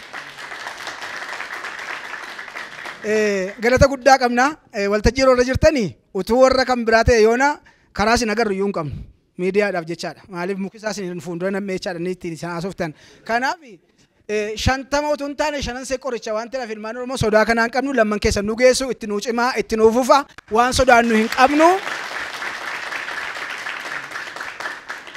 Kanaaf amala dur baratamee wacuu duwwaan utuu hin taane amma kan barbaachisu lafa qabsiisanii hojii hojjechuudha. Wacnees maalis taaneerra amma nugaa hojiin hojjetamu bilchinaan qabaa gadi qabaa hojjedhaa. Isin bukkee jirraa walii hojiin jirraa galatoomaa ulfaadhaa jechuun barbaada. Maqaan kooyi Abbaa Gadaa Asfa'uu Kabbadaa Dimbaasaan jedhaa. Qomoon keenya godina keenya keessaa qomoo warra Koloboo jedhamu hangafadha. Amma waggaan gadaanii waggaa 130 achitti Oromoon ittiin bulaa ture. Isaasitti gadaan naannoo keenya ciisee ture. Isuma kana sirna gadaatiin illee sirnuma keenyaan illee buluu dadhabuudhaan illee waanuma of harkaa qabnu waan akaakayyuu baabiliin keenya jiru ittiin beekame illee ittiin obbushuudhaaf illee mirga dhabneerra. Isa kana ani carraa kana argadhee muudameera. Gadaan itti muudame immoo gadaa Roobalee keessattidha. 80 akaakayyuu kootii 40 abbaa kootii sirbeetaniin kan gadaa kana qabadhee jiru. Jedhu iddoo kanatti immoo goondaa jedhu. Goondaanii toora galtee maaliif deemti? Yeroo faffacaatu immoo maaltu ishee mudata? Goondaan toora galtee kan isheen deemtuufi yoo faffacaate baay'inaanii miilli namaa hirreejjeta. Yoo toora galtee deemte illee walitti karaa toora tokko qabattee yoo deemte illee namni irra tarkaanfatee darba malee tokko hin duutu. Nutis duraan dursinee akka goondaa sanaa ta'uu qabna. Waan tokko hojjechuudhaaf. Goondaan toora galee kan inni deemuuf hin faca'u waan namni tokko irra hin ajjeesu. Nutis immoo wanta yaannu wanta hojjennu hundumaa yoo kana fakkii kanaa fudhannee wanti tokko udduubatti nu duubeessu hin jiru. Beekumsaanis Oromoon, qabeenya isaatiinis Oromoon, fayyummaa isaatiinis Oromoon, bal'inni lafaa isaatiinis Oromoon waan adda addaa waan jireenya namaatii ta'ullee hunda guutuutti waan qabuufi isa kana bira geenye abbummaa keenya dhuunfannee jechuudhaafi gufuuf gufaatiin waan jiruufi amma yeroo sanaa kana gufuuf gufaatiin kuni jaarraa ijoolleen amma gahan abbootiin kan nutti dabarsan akaakayyuun keenya kan nutti dabarsan waa'ee afaan isaaniitii waa'ee dhibee isaaniitii waa'ee jireenya isaaniitiif du'aniiru lafeen isaanii caccabeera. Kanaaf amma nuyi kan nuyi dubbannu anaan dura Phaaphaasonni keenya walisotti yeroo muudaban sanallee sababan beekamne yeroo jedhan miidiyaa keessa yeroo dhageenyu baay'ee gaddina. Eessatti muudamanii biyya keenya keessatti muudaman biyya Oromootti muudaman. Eewun muudee saba Oromootu muudate. Akka waldaa amantaa kiristaanaa ajajutti muudaman malee namni tokkollee isaan muudeen jiru. Balbala keenya cufannee itu eewun hin dhiibin karoora jiruun waldaa amantaan jiruun itti deemnee karaa ammanuu baname kana qaamni mootummaallee jaroota kanaallee nagummaa isaanii eeguudhaaf yeroo inni laqamteen dhufu laqamtee hundumtiyyuu namni manatti hafee hin jiru magaalaa laqamteeti. Iddoo adda addaattis namni. Kanaaf amma inni kuni yeroo duduba deebi'amee jiru yeroo duduba deebi'amee kana uummanni keenya mufatee jirama. Maaliif Phaaphaasiin nuu mudabanii nu biran geenye? Maaliif nuu dhumnee jedhee miira gabraa keessa galaa jira. Isa kana qaamni mootummaas iddoo olaanaatti ilaalee fi waan namaa kennan deebisanii nama harkaa fudhachuun qaaniidha. Waan nama nyaachisanii afaan namaa keessaa fuudhuun qaaniidha. Isa kana uummanni keenya waan argate kana waan ijaan arge kana waan adda dabaabaa itti simate kana waan waldaa biyya isaatti simate kana dhabuun baay'ee waan komee keessa nama gashuu danda'uu fi uummanni tasgabbaa'aan kun taa'ee waan obsa qabuun obsa jiruun waan eeggataa jiruu fi ammaaf amma atattamatti uummanni kun akkandi akkuma kanaan mootummaan kallattii kennee fi eegumsa kenneefitis ammas isa kana godhee fi maqaan koo Ababaa Bayyanaa Dhugumaan jedhama. Naannoo Shaggar kanaati kan Wallagga Bahaas Wallagga Dhiyaas waliigala Oromiyaas dubbachuu nan danda'a waan ta'eef. Ani jalqaba irratti sabii afaan saadhaan waaqeffanne afaan saadhaan dubbanne afaan saadhaan galateeffamne garbummaadhaaf of qopheessaa jedheen dubbadha. Yeroon kana jedhu abbootiin keenya waan guddaa hojjetaniiru. An akka dhuunfaa kootiitti afaan kana dirqamee baradheera. mana amantaa kana keessattis hin guddadhe. Amantaa kanaanis nan guddadhe. Ijoolleen koo garuu ijoollee qubeeti waan ta'eef afaan kana hin beekan. Tokko kana giddu galeessa godhatamee Phaaphaasonni keenya akka Oromiyaatti muudamaniiru. Etuu akka amantii Ortodoksii nuyi afaan kana waggaa 160 yeroo itti fayyadamnu etuu dhugaa amantii etuu qulqullummaa qabu ta'e sabaaf sablammiin 80 ol biyya kana keessa jiru afaan kanaan tajaajilamuu qabu jedhanii dubbatu ture. Dubbiin dubbii amantii miti waan ta'eef faayidaadha. Akkuma sila ka'e yeroo naannoo keenya dhufanii abbootiin keenya simatanii lafa kennanii manna amantii irratti ijaaramee ijoolleen keenya yeroo tokko barachuu jalqabdu immoo taappellaa garaa garaatti irratti maxxanamee mana amantii sana keessaa ari'amu. Kana Waaqayyoon jaallatu. Ammas taanaan etuu dhugaa amantiidha ta'e Phaaphaasonni keenya yeroo muudamanii kan Oromiyaa qofaa miti kan sabaaf sablammii muudamanii kaleessa balleessineerra jedhanii Phaaphaasonnumti har'a nama kakaasanii wayaa gaddaafadhaa mataa haaddadhaa jedhani ani yeroo isaan kana jedhani dhuguma gaabbii galuuf sakaleessa balleessan jedheen fudhataa ture. Sakaleessa nu burjaajessaa turan dhuguma gaabbii galuu wayaa gaddaa uffachuu miti mataa haaddachuu miti boolla qotatanii keessa taa'anii ji'a 4 ji'a 5 isa kaleessaa sana balleessineera jechuu qabu jedheen akkasitti nu hubataa ture. Kanaaf ammas Waaqayyo qalbii haa kennuuf isaaniif. Karaa kan biraa immoo etuu dhuguma amantiidha ta'e Phaaphaasonni kun yeroo muudamanii galateeffachuu qabu. Kan sabaaf sablammii dabalanii muudani waan ta'eef galateeffamuu qabu. Waaqa biran jiran Waaqayyo isaanitti haa dhufu. Waaqti isaan duukaan jiru Waaqayyo isaanitti haa dhufu. Maallaqi Ortodoksii biyya kana keessaa walitti qabdu biliyoona miti tiriliyoonadha. Rakkataan biyya Itoophiyaa rakkataan naannoo Oromiyaa itti fayyadamuu qaba. Kana miti waan kan biraatti jiru isaan. Mootummaanis kana beekuu qaba. Nuyi galmi keenya mana amantiidhaa kaaneetu beeta mangistii gallaa jedhani. Amantiinii fi siyaasni walitti dhufuu hin qabu ture sila. Ofirratti yaaduu qaba mootummaan dhuguma nama amantiiti isaan. Waaqayyo isaanitti araaramu. Amma san kan hin jechaa jiru abbootiin keenya dhugaa qabu. Ummati Oromoos dhugaa qaba. Namni naannoo tokkotti muudamu biyya lafaa irratti kan duudha sanaa beeku kan afaan sanaa beeku ta'uu qaba. Akka biyya lafaattis. Yeroo akka Waaqaatti muudaman immoo kan duudhaa keenya beeku afaan keenya beeku dhaloota bade kana kan deebisudha isaan. Kana mootummaan beekuu qaba. Dhaloonni Oromoo kun afaan kana wallaalee amantii kana dhiisee addeen taane akkan dhaabbanneef mootummaan illee kana yaadee kana caalaa amantii kana guddisuudhaaf kana caalaa Ortodoksii hundee ishee lafarra dhaabuudhaaf Oromiyaa qofaa mini kan sabaaf sablammii illee afaan isaaniidhaan akka tajaajilaman gochuudhaaf mootummaan illee gurra isaa gara keenyatti qabuu qabadheen dubbadhan. Dhaloonni kun akka hin banne akka Waaqa sodaatu akka Waaqa isaa tajaajilu akka ittiin baratu akka waaqeffatu sabni afaan isaadhaan hin waaqeffanneef afaan isaatiin hin kadhanne immoo gabrummaadhaaf isa saaxila mootummaan kana beekuu qaba. Kana jala dhaabbachuu qabu. Arrallee shira garaa garaatti shiramaa jira. Iddoo abbootiin keenya sassaabanii ol dhufanii shira garaa garaatti godhamaa jira. Maallaqi silaa rakkataa gargaaru. An akka fakkeenyaatti sagalee kana miidiyaa irraallee nan dhabe. Oromiyaa rakkoo keessa turte, beela keessa turte, gadadoo keessa turte.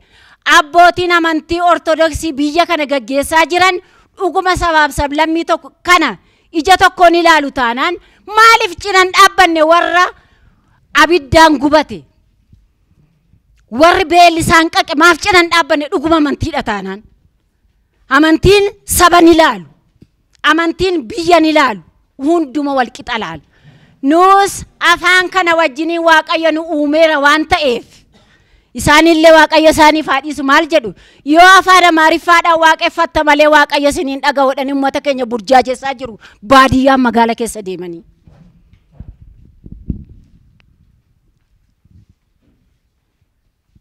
Kanaaf nuyi ammallee shira isaanii nurraa dhaabanii mootummaan itti dammaqee baree shira isaanii nurraa dhaabanii ijoolleen keenya nuyi ummati sabaaf sablammiin biyya kanarra jiru afaan saadhaan akka tajaajilamu afaan saadhaan akka waaqeffatu mootummaan gurra isaanuu kennuufii qaba.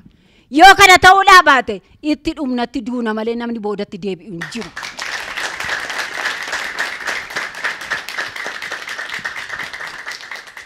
Kanaafan maallaqni isaan adeeman ittiin nama bitan silaa biyya keenya mootummaadhaaf utubaa ta'uu qaba. Maallaqi kun silaa rakkataa gargaaruu qaba. Nama beeleef anisii jira jechuu qaba. Isa naannessanii suuqii ijaaranii isarraa maallaqa guuranii ittiin nama bitani. Kun warra abbootii amantiirraa waan eegamu miti.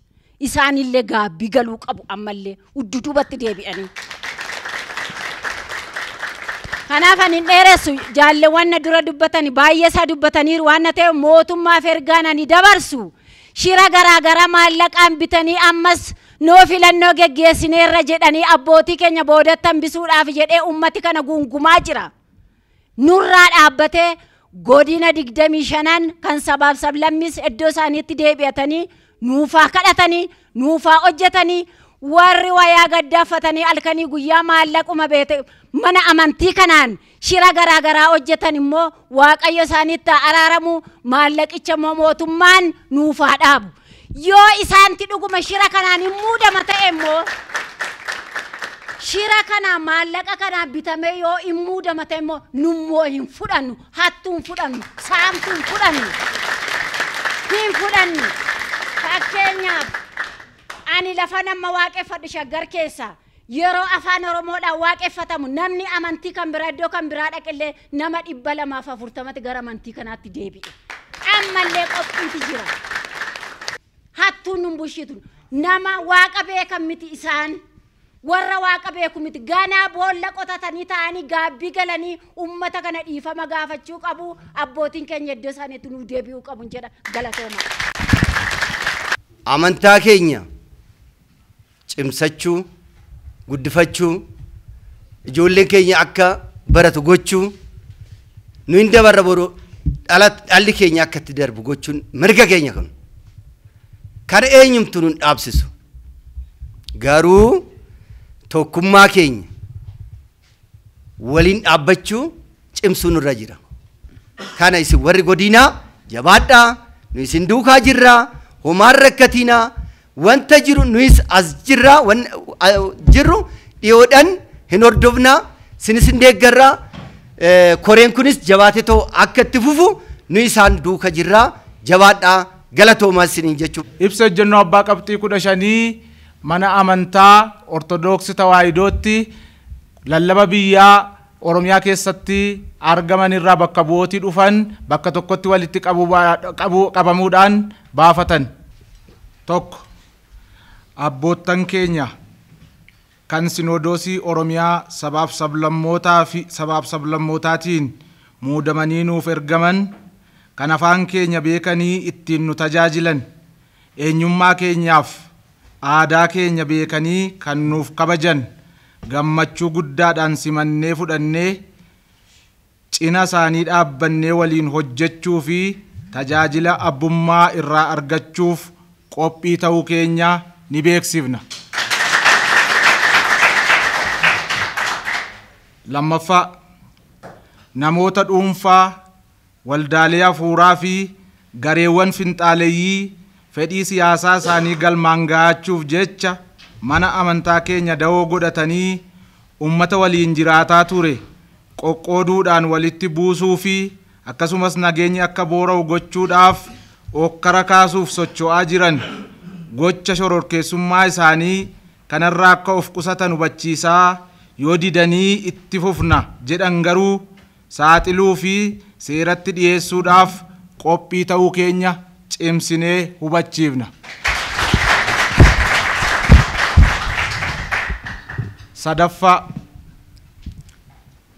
ammaan booda dhiibbaa mana amantaa da'oo godhatee afaan keenya lagatu, aadaa keenya tuffatuuf, eenyummaa keenya balaaleffatu, gatiittii danda'ee baatu waan hin qabneef abboottan kana raawwachiisuudhaaf karaa sinodoosii duraanii humnaan nutti ramadaman manni amantaa keenya gonkumaa kan hin simannee fi lafti keenyas baachuu kan hin dandeenye ta'uu keenya cimsine beeksifna.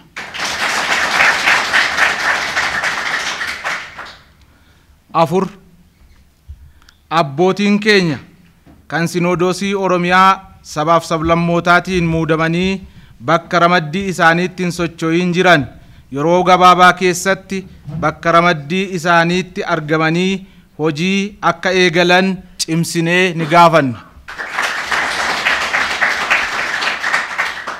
5, mana amantaa ummanni keenya maallaqa isaa baasee humna isaatti dhangalaasuudhaan lafa isaa irratti ijaarratee jiru qaamni sabummaa keenya xiqqeessu miira anatu siif beekaadhaan fedhii dhuunfaa isaa nurratti fe'uudhaan ammaa kaasee dhaabbachuu akka qabuu fi qaama kana gochuudhaaf yaalii taasisu irratti tarkaanfii seeraa akka fudhatamu ni gaafannaa. Qaami ilaallatu martis qindoominaan irratti ni hojjenna. 6, akkuma baratame sinodoosii duraanii kan mana amantaa Ortodoksii Tawaahidoo Itoophiyaa gara barbaadetti micciiruu fi mandara tokkorraa hundeeffame kan warra sanyii isaanii hin taane moggaatti dhiibu akkasumas garee irraa ijaarame qofa fayyaduuf hundaa'ee waggoota dheeraadhaaf kanuma raawwataa turee fi isuma itti fufsiisuudhaaf jecha ammas sagalee sabaaf sablammootaa sinodosicha keessatti ukkaamsuuf hojjechaa kan jiruu fi fedhii amantoota keenyaan ala humnaan nu gaggeessuudhaaf yaalii inni taasisaa jiru balaaleffachaa sochii isaa kana naannoo keenyarraa atattamaan akka dhaabu cimsinee gaafanna.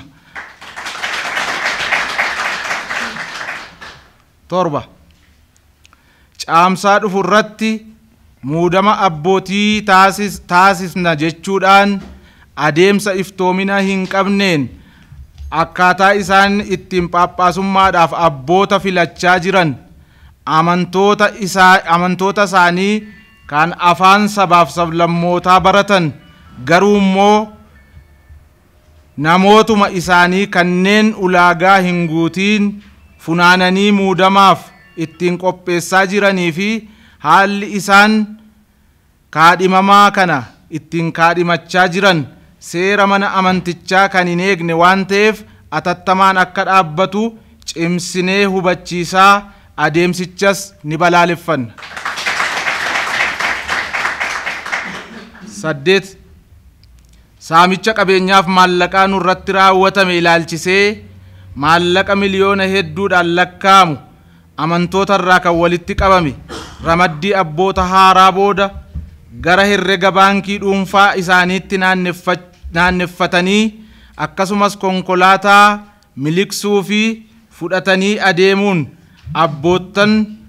abboottan duraatiin kan raawwatame kana raawwatamuu isaarraa kan ka'e mindaa hojjetootaa kaffaluun kan hin danda'amnee fi geejibni ittiin abbootiin socho'anii nu tajaajilan dhabamuu irraa kan ka'e rakkoo guddaarra waan jirruuf atattamaan akka nuu deebisan gaafachaa qaamni mootummaa qabeenyaaf maallaqa ummataa kana deebisiisuu irratti tumsa barbaachisaa ta'e akka nuuf taasisu cimsinee gaafanna. 9, olola jibbiinsaaf sabummaa keenya xiqqeessu karaa sinodoosii duraanii guyyaa guyyaadhaan miidiyaatti ba'anii nurratti raawwatanii fi olola sobaatiin amantoota keenya burjaajessaa jiran atattamaan akka nurraa dhaabbatu gaafachaa mootummaanis tarkaanfii barbaachisu akka fudhatu cimsinee gaafanna. Kurnaffaa nageenya abbootii keenyaa, nageenya mana amantaa keenyaa fi nageenya keenya bakka waaqeffannaa fi bakka sochoonu maratti nuuf kabachiisuudhaan qaamni mootummaa tumsa barbaachisaa akka nuuf taasisu gaafachaa qaamolee kana faallessuuf hojjetanis akka nurraa dhaabsifaniif seeratti akka nuuf dhiyeessan ni gaafanna. 11ffaa gurmaa'insa caasaa karaa seera mana amantaa cabseen bulchiinsa magaalaa Shaggaritti humnaan raawwatamaa jiru cimsinee ni morminaa, qaamni mootummaas dhimma kana akka nurraa dhaabsisu ni gaafanna.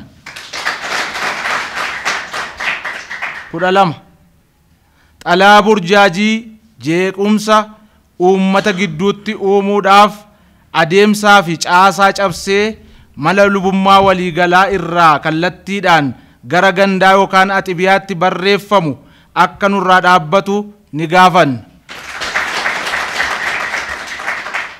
13 muudama abbootii haaraa ilaalchisee atattamaan teessoo isaaniitti deebi'anii akka nu tajaajilan jechaa gaaffii amantooti keenya mallattoo isaanii walitti qabuudhaan nutti kennan qabannee waan dhufneef atattamaan akka deebiin itti kennamu ni gaafanna.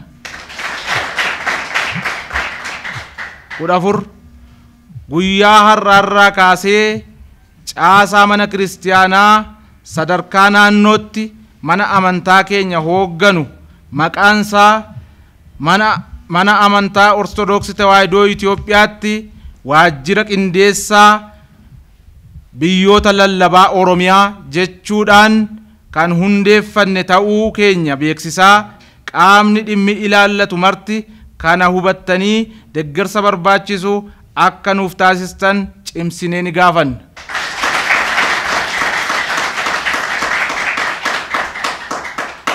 Kudha shanaffaaf isa xumuraa adeemsa siyaasaan wal makaa hiriirarraa hanga albeetti mana kiristaanaarraa hanga masaraa mootummaatti jechuudhaan adeemsa foonii malee kan hafuuraa waan of keessaa hin qabneef cimsinee ni balaaleffanna. Bitootessa 24 bulchiinsa magaalaa Shaggar kutaa magaalaa Buraayyuu.